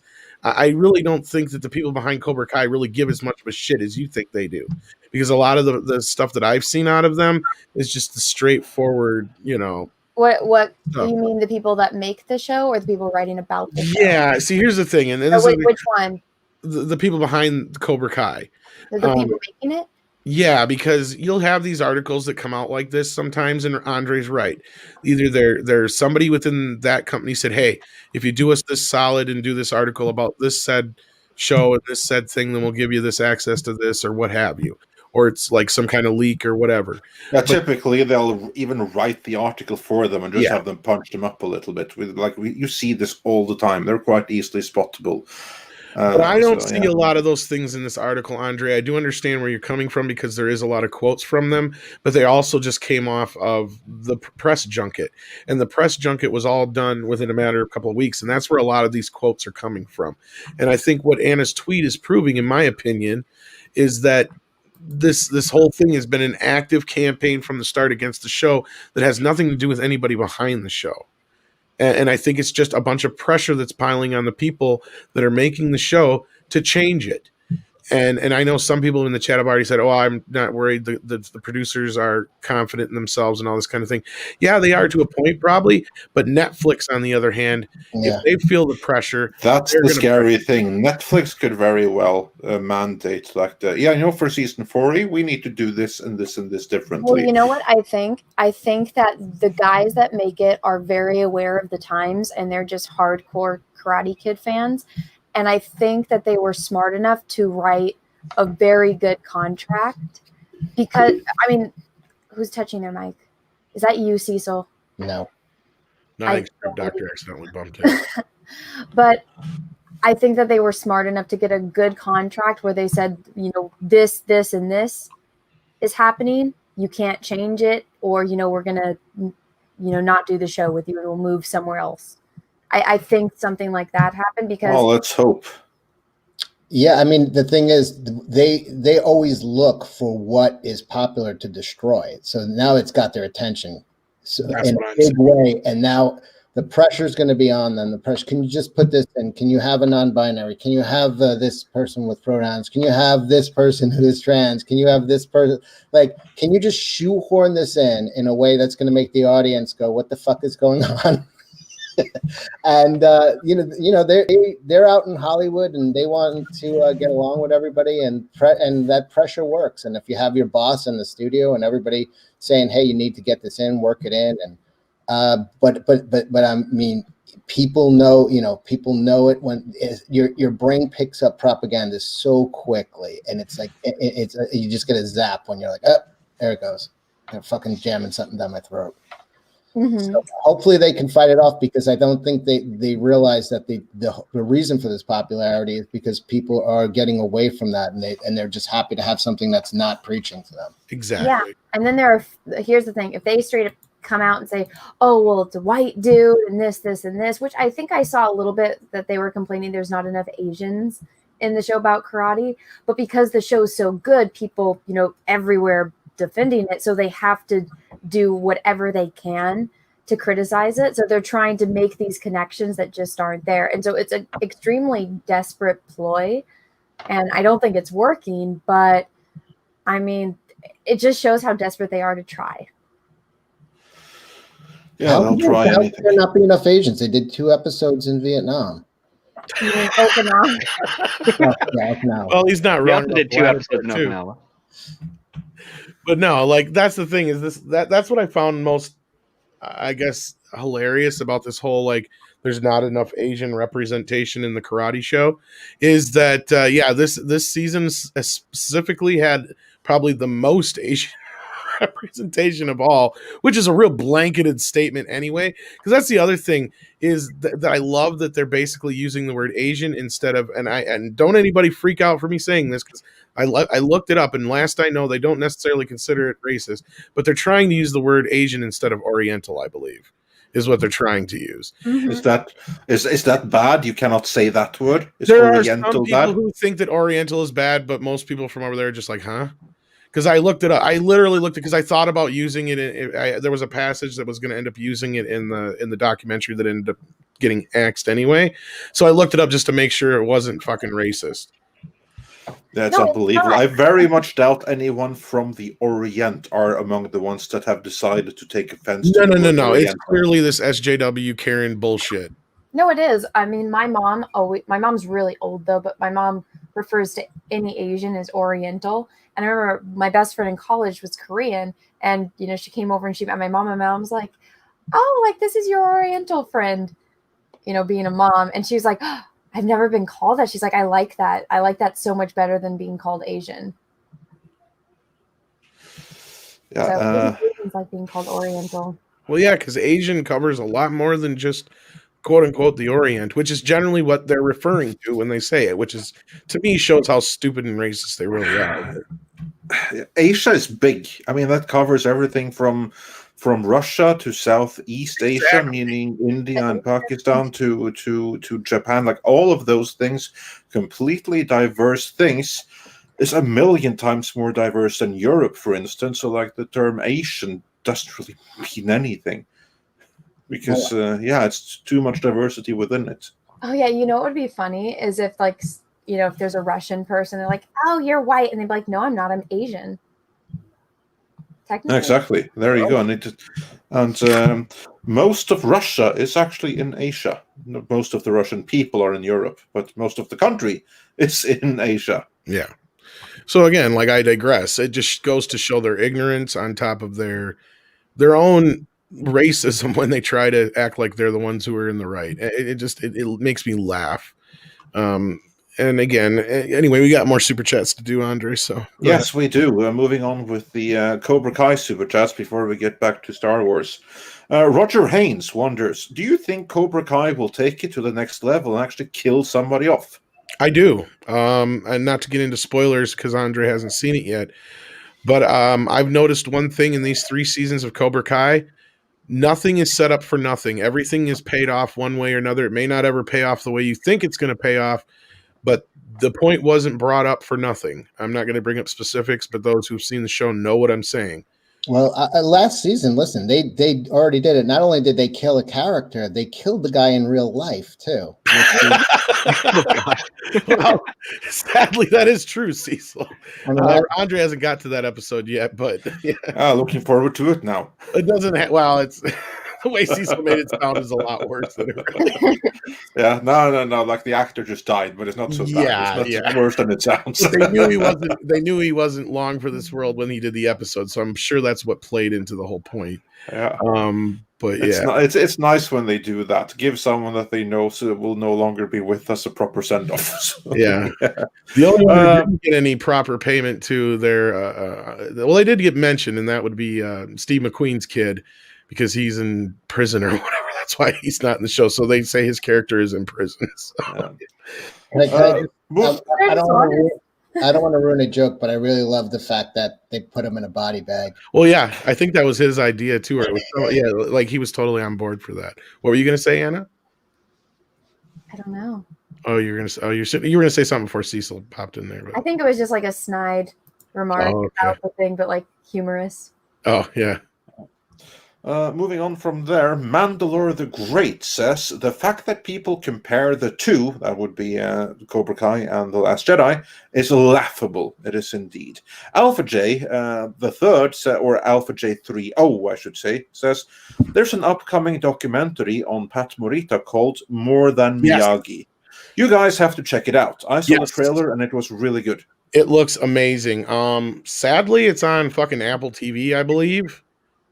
But yeah, I saw the preview for that a while back, and then it's been popping up more so lately now again with Cobra Kai being in the news and everything. But yeah, that looks really, really, really, really interesting, and it gets into a lot of the things I wanted to get into in that retrospective, but we just didn't have the time for it. And just the shit that Pat Morita had to deal with in his life is crazy. Just the short version, like just for an idea of what he had to deal with. From the time he was born till the time he was 9, he was in a cast from the chest down because he had issues. Pat Morita, the guy who played Mr. Miyagi.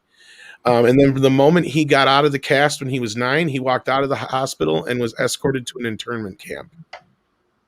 Why was he in a cast? Like, I understand the internment camp. I can't remember he had some disease, and I can't remember what it was that he had, but he had to go through like a shitload of surgeries and all this stuff. And it wasn't until by the age of 9 they finally got him fixed. It was something to do with his spine, I believe, or something. Oh, like I can't remember or something like that, maybe. Maybe that was what it was. Yeah, it's some word I can't remember exactly, but yeah, there's plenty of interviews out there where he talks about it. But like, he had a real rough childhood, and he drew a lot of inspiration from his childhood when they put it into Miyagi. So yeah. And then he got that horrible job running that diner in Happy Days. And then his name wasn't really even Arnold. He just bought the place and the name was on there. So everybody just started calling him Arnold. Hey, Asian man running his own business in the 50s in the Midwest. I mean, that's pretty revolutionary. That's pretty progressive. It is, yeah. Yeah. Moving on from there, Mr. Tickledrunk says that The Simpsons only got 20 million at its peak. So if Cobra Kai got 40, and that's quite something. And then we got super stickers from Dan Renton and from Tonnerster3, so thanks so much, plus a $10 Australian super sticker from Brett Cohen, which is awesome. And then Taker610 wonders our thoughts on the Jackie Chan / Jaden Smith Karate Kid. Cecil, have you seen that one, and what do you think? I did. It was, unnecessary but watchable. It wasn't terrible. It wasn't great. It was kind of like the original Karate Kid a lot, but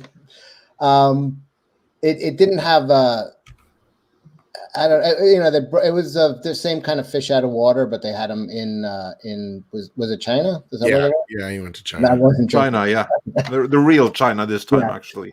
But it was watchable, but it was just nothing that stood out. Anna? I mean, I remember I watched it, but all I remember from it is like the rain and the kid like punching a bag. So not the best. Not the best. Had a big impact on you. Script Doctor? I remember that I went to go see it, but I don't remember the movie. There you go.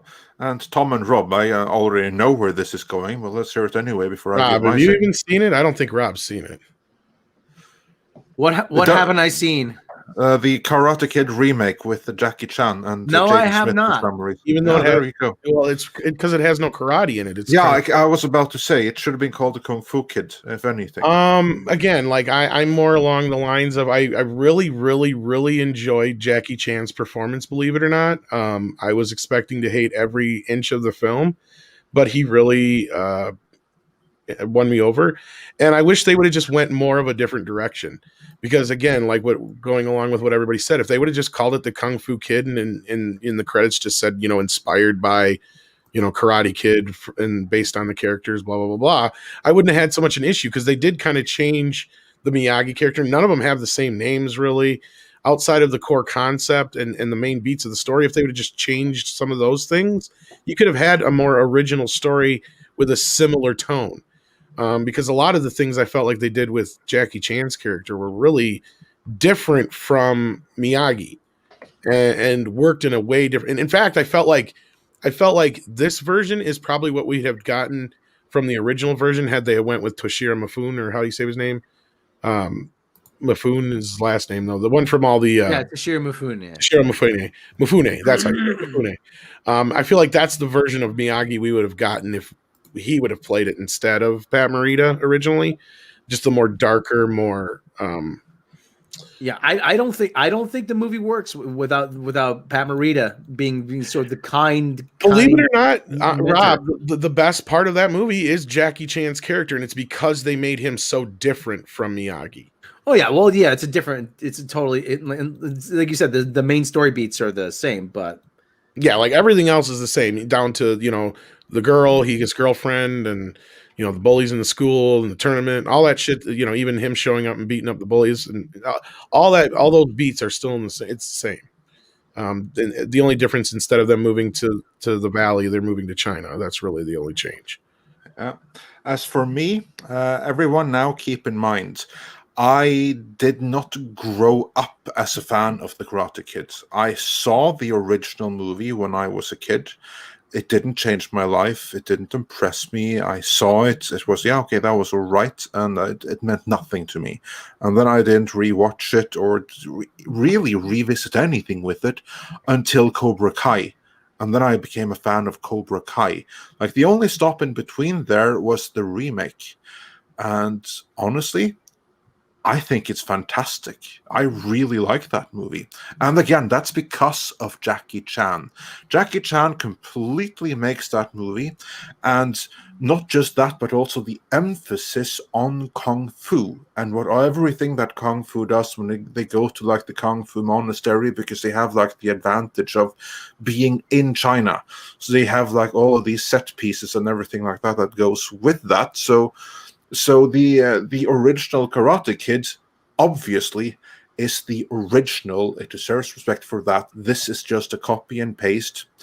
But as far as copy and pastes go, in my personal subjective opinion, and I know I'm going to get flack for this, as good as the original is, as good as the classes, all that, I get more enjoyment from the remake than the original. Really? It's just my take. Yeah. And I'm about to boot Andre from his own chat. Andre, I want to get your opinion because I'm doing a rewrite on it, a reboot of Karate Kid 2. It's going to be with Sylvester Stallone, where a kid gets beaten up and bullied, and then Stallone saves him, and then he teaches him how to fire a gun. And it's called The Shotgun Kid. And then, like, the big finale, the big heroes, he goes to school with a gun and just shoots everybody up. Does it take place in Columbine? Yeah, The Shotgun Kid. Yeah. I think that's too tsunami on that one. Yeah. Script, what do you think? You said you don't really remember it, didn't you? No, I have a movie ticket for it, like in a binder somewhere, because I used to collect those when I went. But I just don't remember the film. It was like, I don't even remember my reaction to it afterwards. That's that thing. Like, it just had no resonance with me. and I still remember, like, the next Karate Kid 20 years later. Yeah, exactly. But yeah, no, it was all Jackie Chan. What made that movie was Jackie Chan, and he's very different from Miyagi. I was going to say that Miyagi, like, they're completely different characters, and they both make their respective movies. Now, Jaden Smith, let's just say that sometimes it skips a generation. So he's obviously nowhere up there, and you don't have like that father-son dynamic. You don't have any of those things.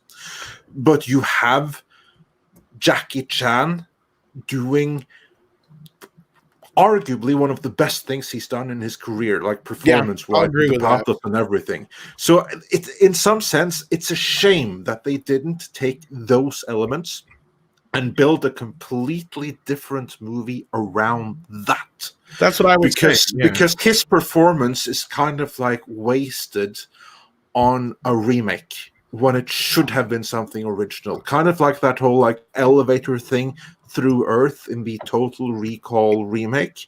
It was a concept that was too good to waste on a remake. And it's like the same thing here. It's so good because of Jackie Chan and the whole Kung Fu thing that I really enjoy that movie more than I really should, because the rest of it really isn't up to snuff. It's just that. Slick Rick in the chat made a fat joke at my expense. He said that I'm going to be in the remake of the Sumo Kid. but actually, if they were remaking this series today with like the obesity epidemic, and it would be pretty funny if they did, like, kids getting bullied and a sumo guy teaches them how to fucking kick everybody out. Well, and that's the thing. Karate Kid's been parodied so many times and ripped off. I mean, geez, beyond the remake, there's been how many ripoffs of the original Karate Kid? There was like at least a handful of them after the first movie came out. Most famously, probably the one with Chuck Norris called Sidekicks. Oh, with Jonathan Landis?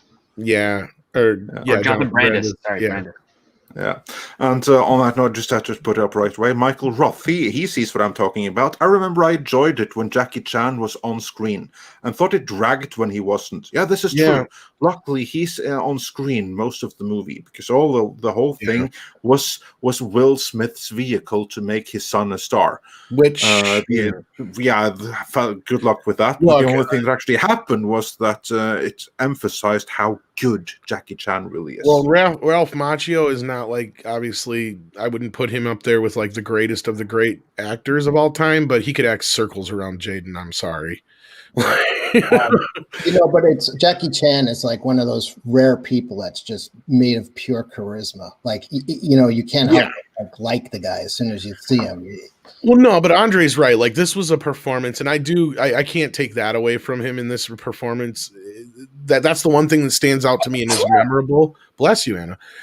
And like, his story, I really did kind of latch onto it. I really thought it was really enduring, or however word you want to put in there, with the whole idea of with the car and what it represented and how it was worked into the story. Like, that made me feel like, okay, now you're getting the idea of what the original Karate Kid is, as opposed to the scenes where he's like, take your jacket off, put it on the ground, pick it up. All that crap was just like, okay, you're trying to do wax on, wax off, and it's not working. Because that was lame. Yeah, because That was Wax On, something Wax that- On only yeah. works because the first time you see that movie, and I see Mega Jetty send a super chat, and I had to explain this to him in our Cobra Kai discussion, is the only reason that worked in the original film was that was the moment that nobody knew was coming. Like, unless you really, really were paying that much attention, like for a bit there, you're like, oh, this guy's just using him as a slave, you know. And then you realize, oh shit, he's been teaching him karate this whole time. You know, like that's the payoff, you know, and yeah. That light bulb goes off. Oh, wow. Now I get it. Yeah. So, yeah. Teaching him muscle memory. Yeah. Yeah, exactly. Is it, well, when you repeat those, it makes sense. When you repeat the motions enough times, it becomes instinctive. Well, and that was the whole point. Like when Mark Robert came and wrote it, he took lessons that he learned, and that was the whole thing. And that's specifically why Miyagi wouldn't let him just paint a fence like you would. It's up and down, big Up and down, bend the knees. Yeah, it was all important about how he was doing it. That was the big thing. Yeah. And the Sanders too. When we do back and forth, no, you'll do a circle. Exactly. Yes. Yeah. And moving on from there, Connor Fuller says, I've watched this show with my 11-year-old daughter, and she's hooked. Good. They've crossed the generation gap successfully and kept it relevant. See, Absolutely. everything should be Cobra Kai. That's how you do it. Well, and to go back to, and that actually goes with Jeffrey's super chats. We'll grab that right now. And I've seen so many comments like this, and this is what I love, is how many people were brought to Karate Kid, like Jeff, through Cobra Kai. Like, that's what it needs to do. Andre's right. Like, that, it doesn't, not necessarily take the idea and the concept and rip it off, but the whole idea of if you pay homage to the past and bring in the new characters properly, you can bring in new fans with the new property like this. It is possible. By the way, speaking about that muscle memory scene, Klaatu Barada and Nick too in the chat just wrote that a good Johnny scene when he asked Miguel to wash the window, and he's like, and Miguel said, hey Sensei, is there any way you want me to wash these windows? And do you want me to wash these windows in any particular way? And Johnny's like, nah, I don't give a shit. Yeah, that's what I love is all the little Easter eggs. Like, you could go, and I know there's plenty of videos out there, but I mean, just within the third season alone, there's probably a half a dozen or better. Just, I'm sure I've missed more than that. But like, I bet you burst out laughing when Danny, when Robbie dislocated his shoulder and Danny smacks his hands together and then rubs them, and then you're like, oh no, and then he's like medic, and then yeah, I knew that was coming. I kind of knew it, but it was funny when it happened. Yeah, that was pretty hilarious. And then this last season, my favorite one was the spaghetti incident. But yeah, anyway, go ahead.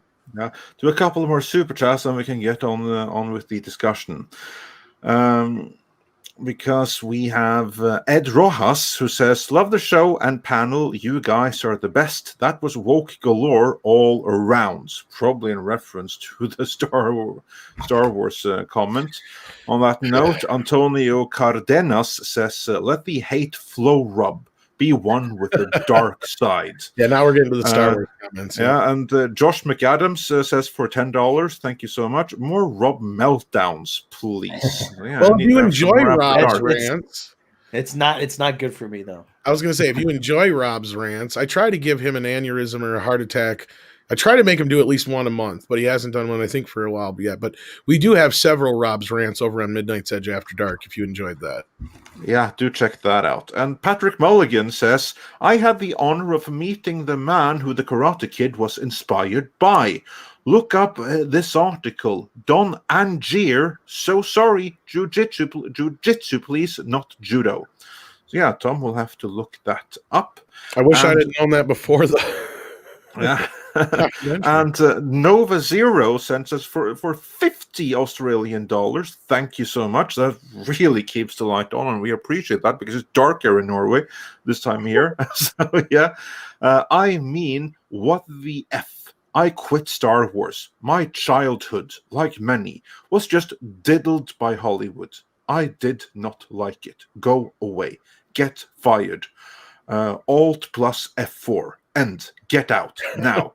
Defenestrate yourself from the top of your flipping ivory tower. Excuse me. No, don't. Share your feelings. No excuse. Share your feelings loud and clear so they hear you. That's what has to be done. And Michael Strelitz says, SJ worlds are the new Arkhole crybabies bubble worlds. So yeah, there's many people there that feel the same way. And Master Clockwork says, MF, it's Star Wars. They're all aliens. There's no such thing as a POC. Also, Right. humans are the majority. Insisting a character is a human is kind of racist. Honestly, it is in Star Wars because that was the whole thing that the closer you are to the core worlds, the more humans there are. And as you go on the outer rim, there's more and more aliens. And I mean, the Emperor hated aliens. That's why Grand Admiral Thrawn was the only alien that made it to, Admiral and Grand Admiral. So that's the thing in Star Wars is that aliens, they were looked down upon as lesser beings than humans. Hey, I want more gelatinous invertebrate representation in Star Wars, okay? Careful with what you ask for. Huts. The writers don't know about that. Yeah, you're kind of getting that with the Huts. We still got to find out. Did Ethan ever find out if Jabba had a skeleton or not? He's still waiting on Pablo's reply. No, that'll be interesting. Well, inquiring minds want to know. Mm-hmm. Mr. Tickletrunk also said, I wish Rob would go full Sam Kinison more often. No, Again, check out Rob's rants. He's got a collection of them over on Midnight's Edge After Dark. Yeah, and moving on from there, Fox D1E says, I wouldn't be surprised if years after all this, we find out these politicians have pulled a massive number of things beginning with F, a la the producers kind of scheme. Fails on purpose. Well, time will tell, won't it? It's funny you bring that up because I've had a couple interesting discussions about Solo with a few people because we found out, and from somebody who worked on the movie, and if you've caught any of the chats we've talked about, you could probably figure out who told us this, but we heard they shot for 88 days before they got rid of Lord and Miller. And if anybody knows, 88 days is long enough to shoot almost 2 movies. Yep. Yeah. And I was starting to think okay, they only report X amount that this movie cost, and there's no way it's that cheap. So a lot of people agree with me that the reason KK probably let it go on that long is because then the insurance probably kicks in if they have to replace a director or something like that.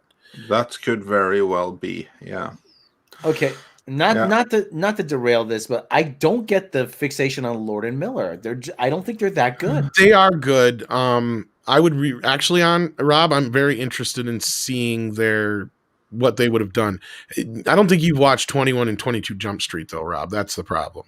You've only seen Spider. They are really good. They absolutely are. They used to work- Before we derail anything with that, I'm going to go through this final super chats here that are for Cecil, and then we can derail away afterwards. First off, Roger Rain sent us a thumbs up, so thanks for that. Spider Unlimited, he says for $9.99, thank you. I'm in New York. Going to pick up a bottle of Lagavulin, and we're going to hit that baby Cecil. And Jared Wagner says, Outervention. Please start drinking. You're a better person when you do. Can't you see how your sobriety is hurting those around you? I love that Outervention. Thank you. Amen to that. God damn it, Cecil. It's very selfish of me. I'm sorry. How my sobriety is affecting those around me, I guess everything's And Adrian Barrera sent us 2 subsequent ones. First one, he says, all work and no booze makes Cecil a very full boy. And then he says, I meant dull. Ducking autocorrect. So yeah, it makes you a very dull boy. So there you have it. But there's more. There's more. Matt G says, Cecil, where are we on Cash Grab? Did we reach the goal? Where you drink for one night, only tomorrow night? Let me see. 32 backers away from me. Oh my God, guys, please. There's over 1,000 people. Please go back, Cash Grab. I'm begging you. I can't deal with this for 4+ hours tomorrow night. We need 32 more people to back Cecil to get him drunk again, to make him break his wows. So, yeah. And Matt G also wonders, when are we going to talk about Pizzagate? And he asks you that, Cecil. So when are you going to talk about Pizzagate? Never. Yeah, I would hope not. What is Pizzagate? He's it's he's referencing a I don't know if you guys are familiar with Camel Moon. He takes clips of like the Jack Show and shows, and he makes a cartoon of just like, non sequiturs. It's very strange, but he does an incredible job with it. And last episode was Ethan saying, "So when are we going to talk about Pizzagate?" And so that's what he's quoting. Thank you. There you go. And with that, let's get back to detracting and getting back to the topic at hand. I believe we were at Star Wars and all the shenanigans with that. But Cecil, we haven't had you on since the Woke Republic. Woke Republic.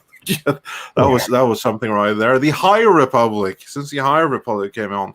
So for those that haven't seen your take on that already, what do you feel of the new characters and stories that we'll be getting in the High Republic, like Leo Gaius, who is like an anagram of Leo the 10th was gay or whatever, and that Slob Black Betty Man Bamaram or whatever?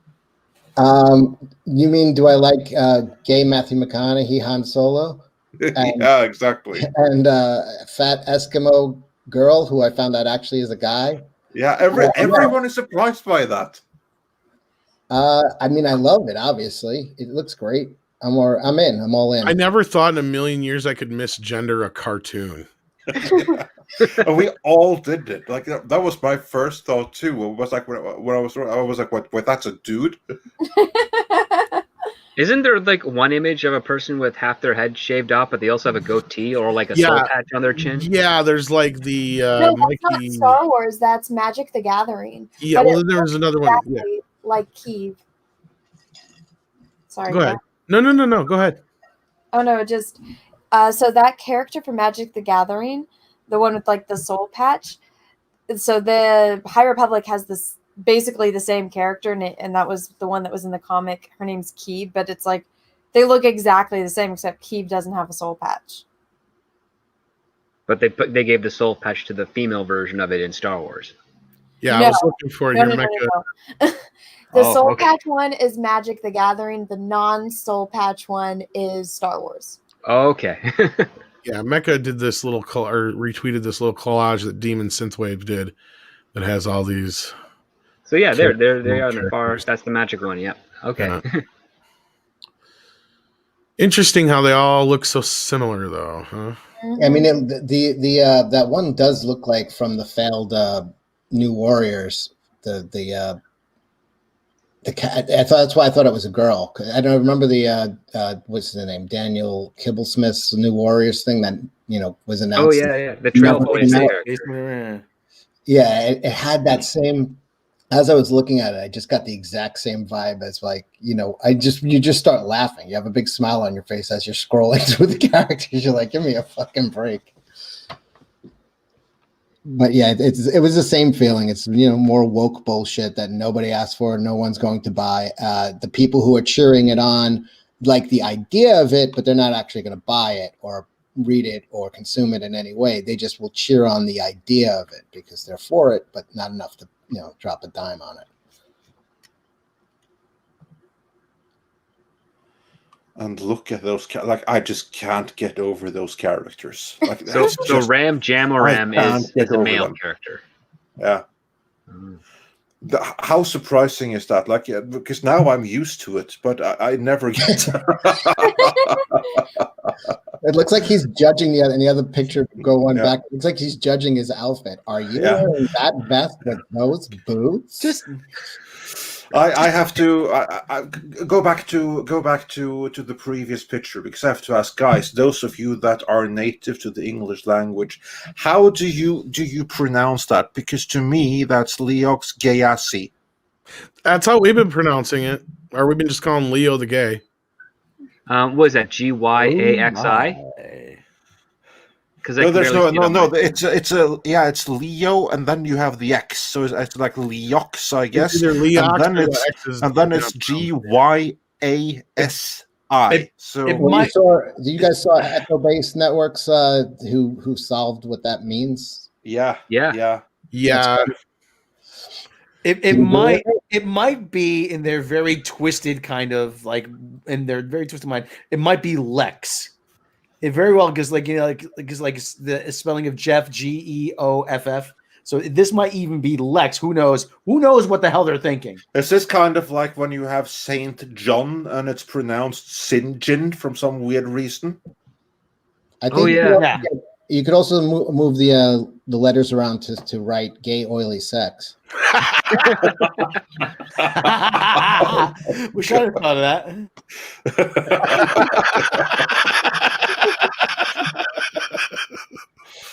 Oh, we're doing one for representation right here. Did you take a shot, Cecil? No. Oh my! Ooh, my kind of character. No, I didn't take a shot. I just stole that from Ethan. Yeah, it's his spirit is with us. It's really sounded like that. And Tall Mr. Tree says, like Airwolf. Yeah, exactly. That's exactly where I got it from with Sinjin. I also thought it was like so weird.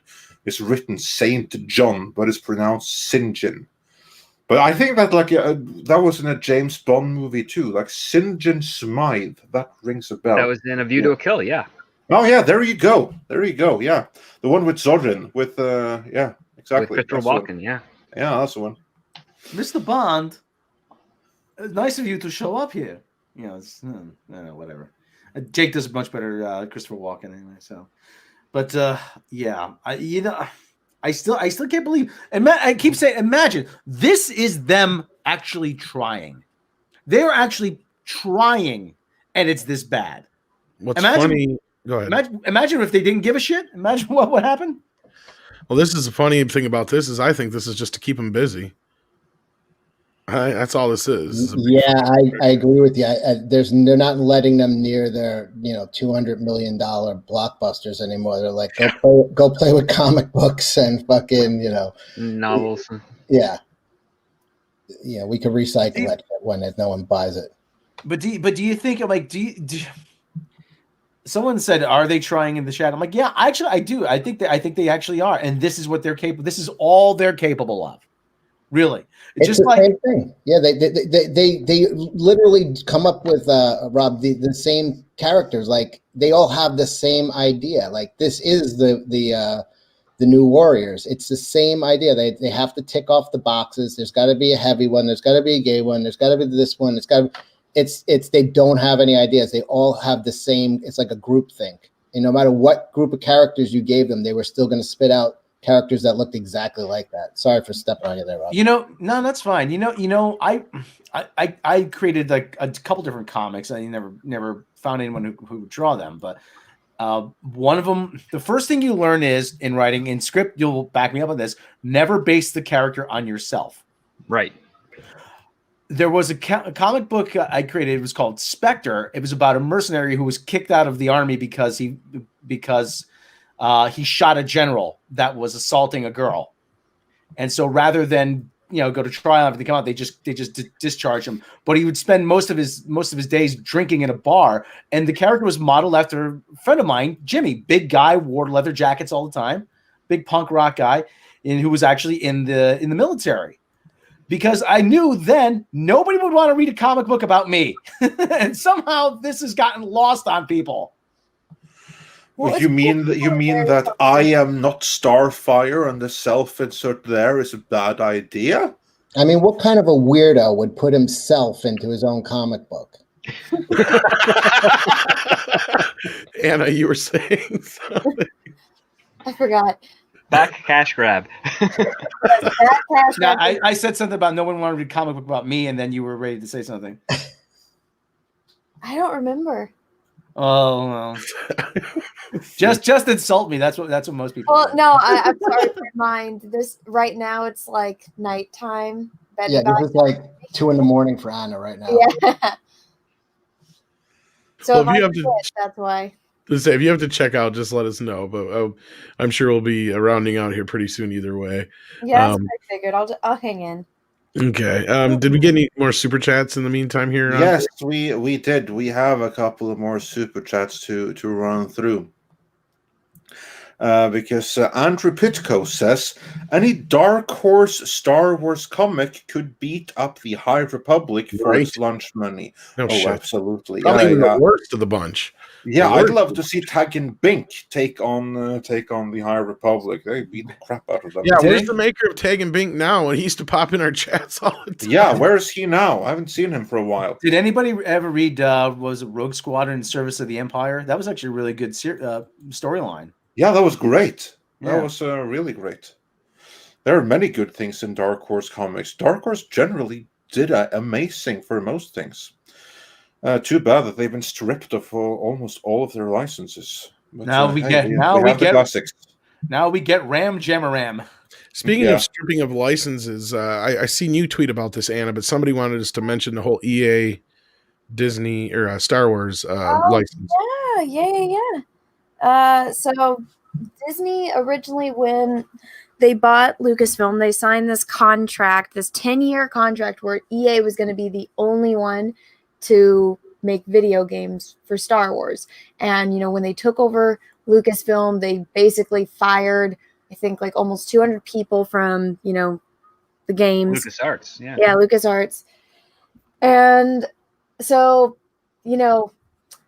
out of what, almost 8 years, they've made Battlefront and Battlefront 2 and Squadrons. Somebody actually did a little compilation picture. Let me see if I can find it of all. Oh, here we go. Perfect. Will you be able to share my screen, Tom? Yeah. Here you go. So here you go. All the games made by LucasArts from 2002 to 2008, EA games. Yeah, that's about right. I think EA took over the BioWare SWTOR though. But yeah, that's pretty much, they've only done those two, right? These are the games that they made. Obviously, now Squadrons and what's the other one? Jedi Order. Jedi Fallen Order. Jedi Fallen Order. But there's also actually a couple of other games. There's probably older games, Grim Fandango, Mercenaries, that were published by LucasArts that aren't on there. And like I said, LucasArts from 2002 to 2008. But I think somebody just made this, so if they forgot something, it is what it is. Well, yeah, I know. But that's a pretty good collection, yeah. Well, it's just funny that when you actually read the article with the people's statements, it's like everyone that's working on these are Star Wars fans, and this is going to be a way to tell all of these different Star Wars stories that aren't connected to the films and movies. And that's what it says. It's so that way we're not limited by the films and movies. So we're going to, outsource all of these games. So if you want to, make a game, basically you can. Obviously, you got to pay stuff, but I just thought it was funny. I'm like, they still have 2 years on the contract, and now Disney, they're feeling it since Disneyland and, a lot of the parks are closed. Now they don't have that crutch of, that constant money maker. So they're like, nope, you're losing us money, EA. We're going to go elsewhere. Wow. That's awesome. And then article so you can read it. It's great. Wow. I'm actually sending that to Rob because I know he's been kind of keeping up with the Indiana Jones game and stuff. Oh yeah. So yeah. Funnily enough, our lovely wrench Natasha Cloutier sent me who originally made that little cartoon I showed earlier. Or I'll show it again here just so people know what I'm talking about. Yeah, I just actually Demon Scythe, I think, just sent it to me on Twitter. And the funny thing, and I really want to tell this because you want to know the funny thing, I just figured out where I think this came from. Ironically enough, I'm using it, but the person who created it, the pink people, are to signify the gay community. So this whole comic was made in representation of people coming in and taking over the gay community. Isn't that ironic? Well, no, that's true. So when I lived in San Francisco, it's like, the gay part of San Francisco is the Castro. And so, there'd occasionally be straight people over there. But now, and even Pride, it's not even a lot of gay people that do it now. It's literally everyone else that thinks it's trendy. Like you see all of these teenagers that are obviously straight, or, you know, they're saying that they're experimenting, but it's like, it's not even gay pride anymore. It's just a reason for people to come and party. And so, you know, I have a lot of friends in the gay community and they don't like it. So, you know, you have to go to a different part of San Francisco to actually celebrate, you know, the actual gay pride, because the official gay pride of the city, it's not even gay. It's mostly straight people. Well, I think it's kind of funny that I appropriated it and other people have for this very reason, because it, I think it's very representative of what this whole problem is. Because I've talked to quite a few like gay people and black people and other people who feel the same way. It's like, it's a bunch of white Karens that are appropriating their cause. It's like, don't make me a victim. I don't want to be a victim. You know, it's like, and then I see this and I traced it back. And thank you, Natasha, for tracing that back to the origin. It actually took me a second to figure out what I was looking at. And then I realized it and it clicked. And I was like, oh, how ironic. Yeah, there you go. That's cultural appropriation right there. If that is not, then I don't know what is. Exactly. And again, I think it really speaks to the fact that a lot of people in these groups that these SJWs are trying to represent don't want them to, and they want them to get the fuck out. Well, no, they fuck it up. It's honestly like, remember that clip from the John Campea show where he's like, oh yeah, there's going to be the show that's female centric. And then the woman on his show was like, I don't like that. I don't like that women are just props and we're not actually characters. Give us something good. Don't just have a show to have your token women. Yeah. And it's funny, John Campea was all for it. And the second she said that, he's like, oh yeah. Yeah, she caught him off guard for sure. Mm-hmm. Has she been back on that show since? I don't think so. Well, I got to say though, and putting that screen of the Star Wars games, it just made me run over to Steam and want to buy like the old Battlefront games. Jeez, God, what happened? What happened? But I know what did happen. We did get a few more super chats, right, Andre? That we did indeed. Next one is, and this is a sobering one. That Nobody guy says, if you look at Netflix's track record history turning popularized shows woke, it is their favorite thing to do. Cobra Kai is not safe.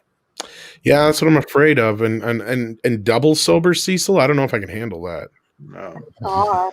And Noxu Cow says, YouTube censors the word you are talking about. Which one? That's promising. Well, yeah, there's a whole list of words there. Oh, yeah, exactly.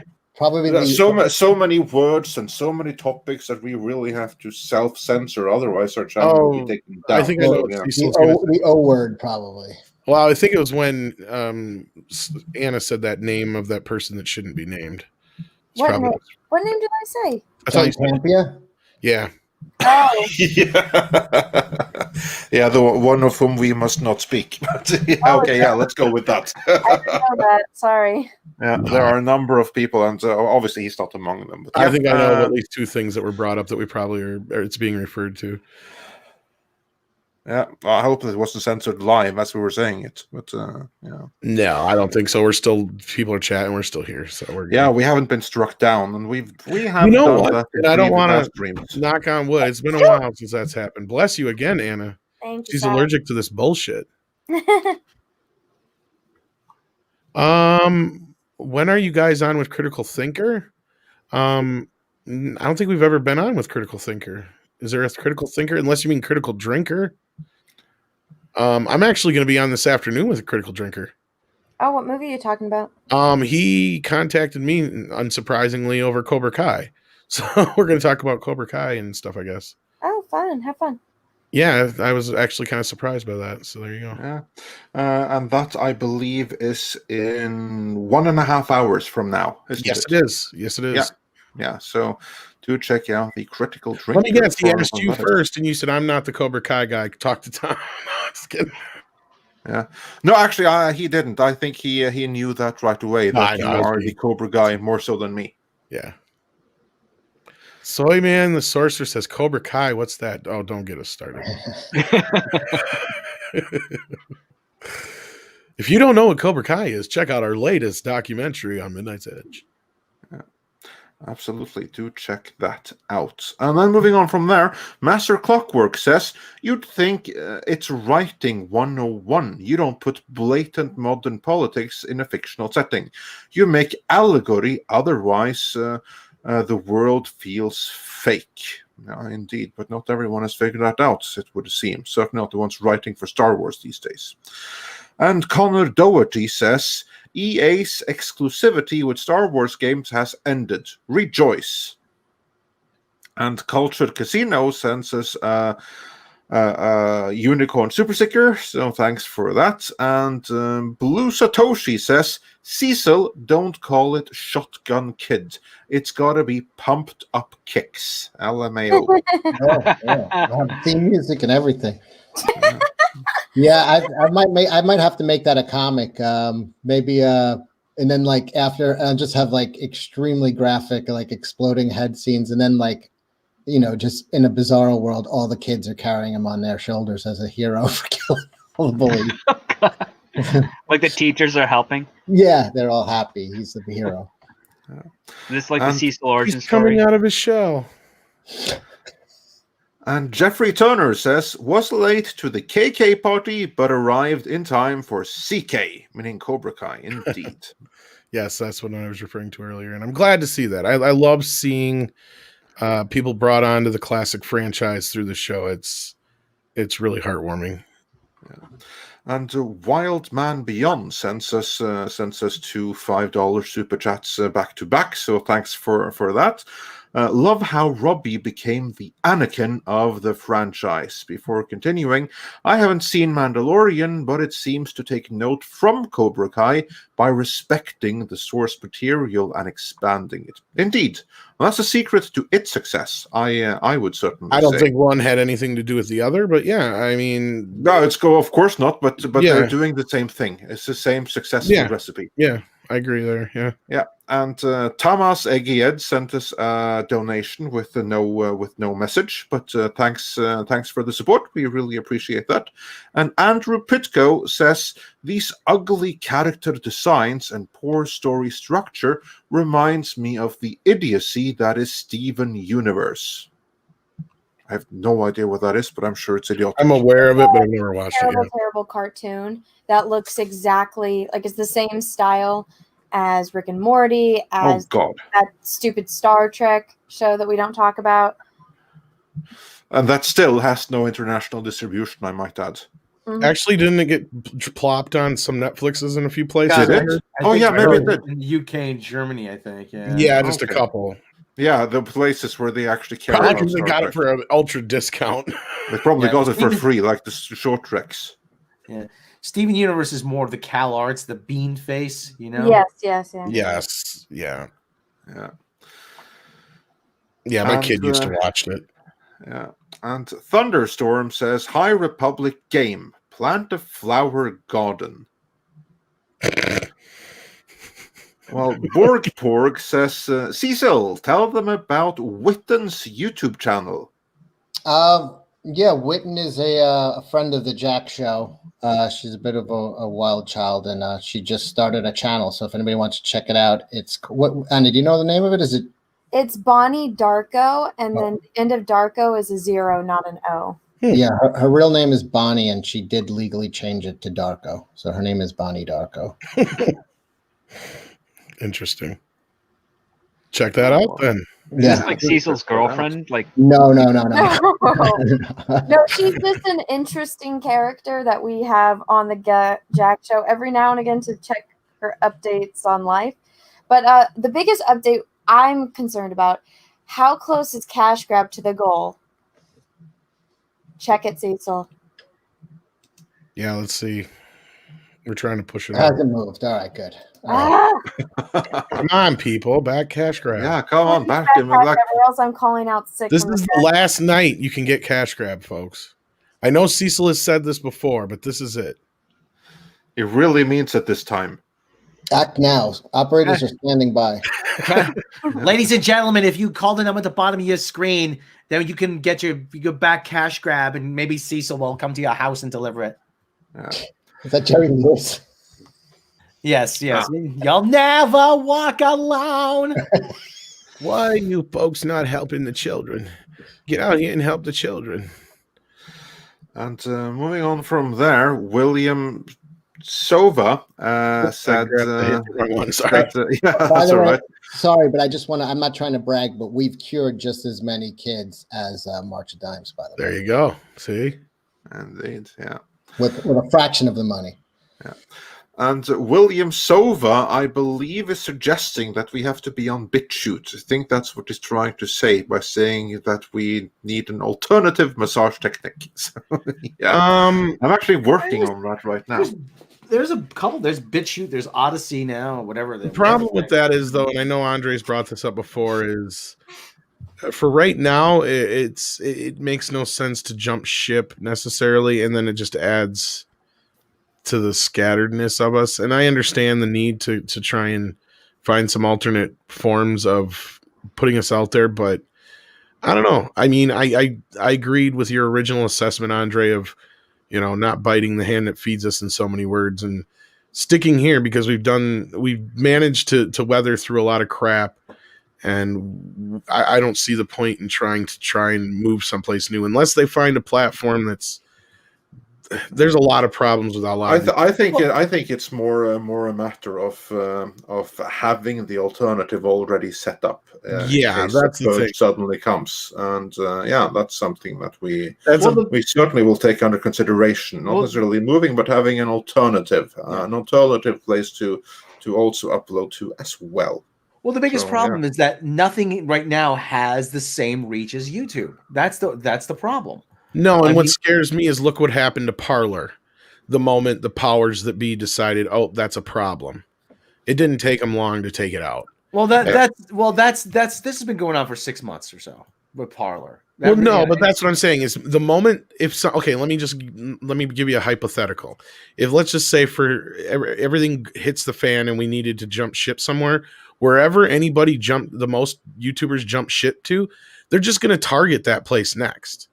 That's what I'm saying. So it's not going to be a safe haven. It's just going to be a new target. And the new target isn't nearly strong enough to handle any kind of, battle like that. That's what I think Parler proved. But anyway, I'm not trying to conflate the two or equate the two in any way, but I do feel like that's something we need to take into consideration as well. I just think Elon Musk should create his version of YouTube, and he can argue that it's for his partner Grimes and her music. Yeah, actually, you know what? Be the modern day fucking Hearst. You know what? Awesome.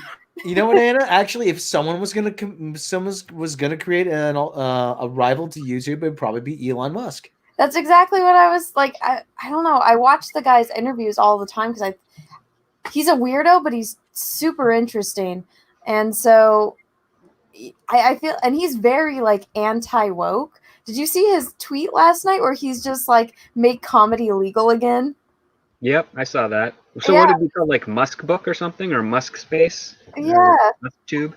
I think he could do it. And I mean, who's going to take him down? I mean, he's Elon freaking Musk. And he left Silicon Valley, didn't he? Didn't he move Tesla out of? Yeah, into Texas.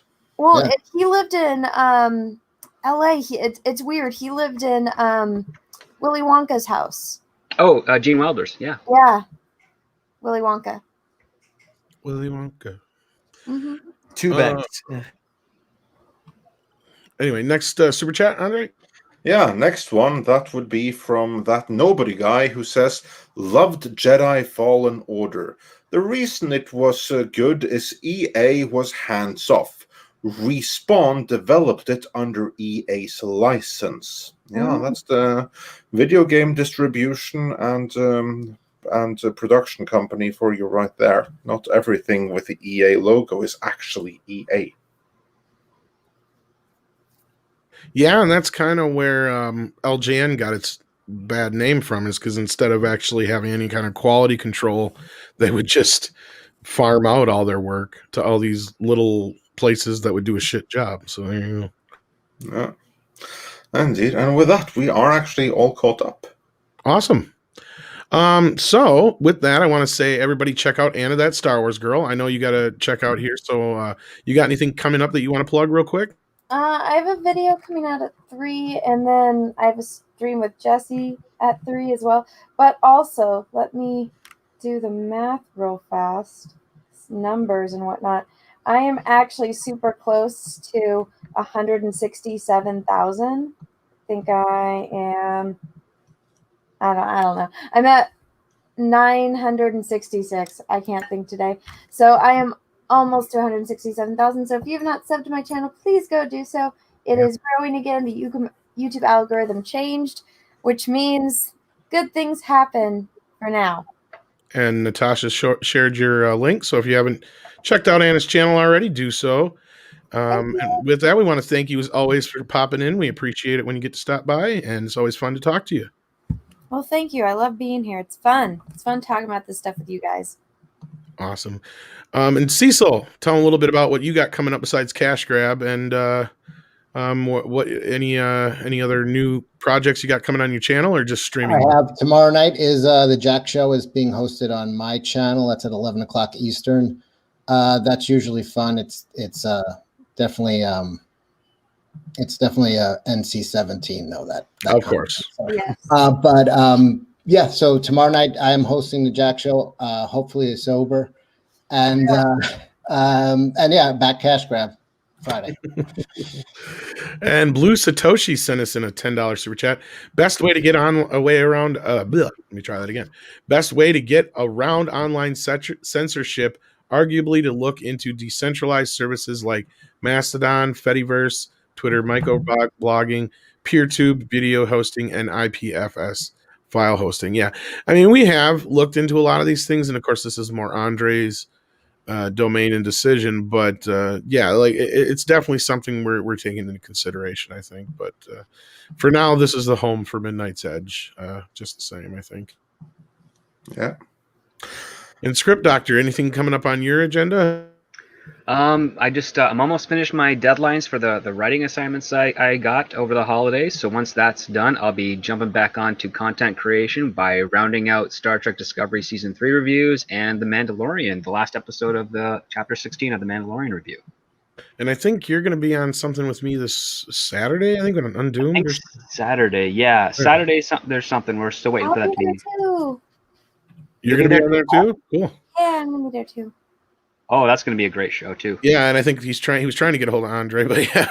Yeah, he have, and I hope that I will be there, but I don't know yet. I know it's a little late for you, yeah. Yeah, it's a matter of time zones and everything, so I will see if I can make it work, but I can't confirm just yet. I need a little bit more time on that, but the time is problematic, let's say. Your usage of problematic wasn't problematic, but I'm just going to think fine. It's yeah, fine. The timing is an issue. I know, I'm just being an ass. And I know this isn't the show for it, but I don't care what anybody said. Sober Cecil gets an Oscar-winning puppy today. Well, thank you, and thank you guys again for inviting me. I always have a good time. I think he earned it. Anyway, I want to thank all you guys for listening. You guys get a maximum effort puppy for listening to us today. You guys were a great audience, as you always are. Oh no, get him go! Oh my god! Oh my god, go do it! Oh, you just hopped! Oh my god, I got it! Oh.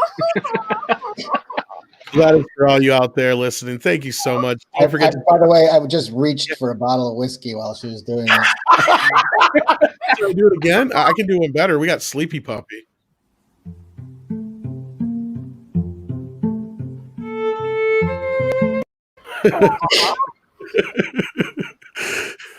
We'll really make her explode then. That's so cute.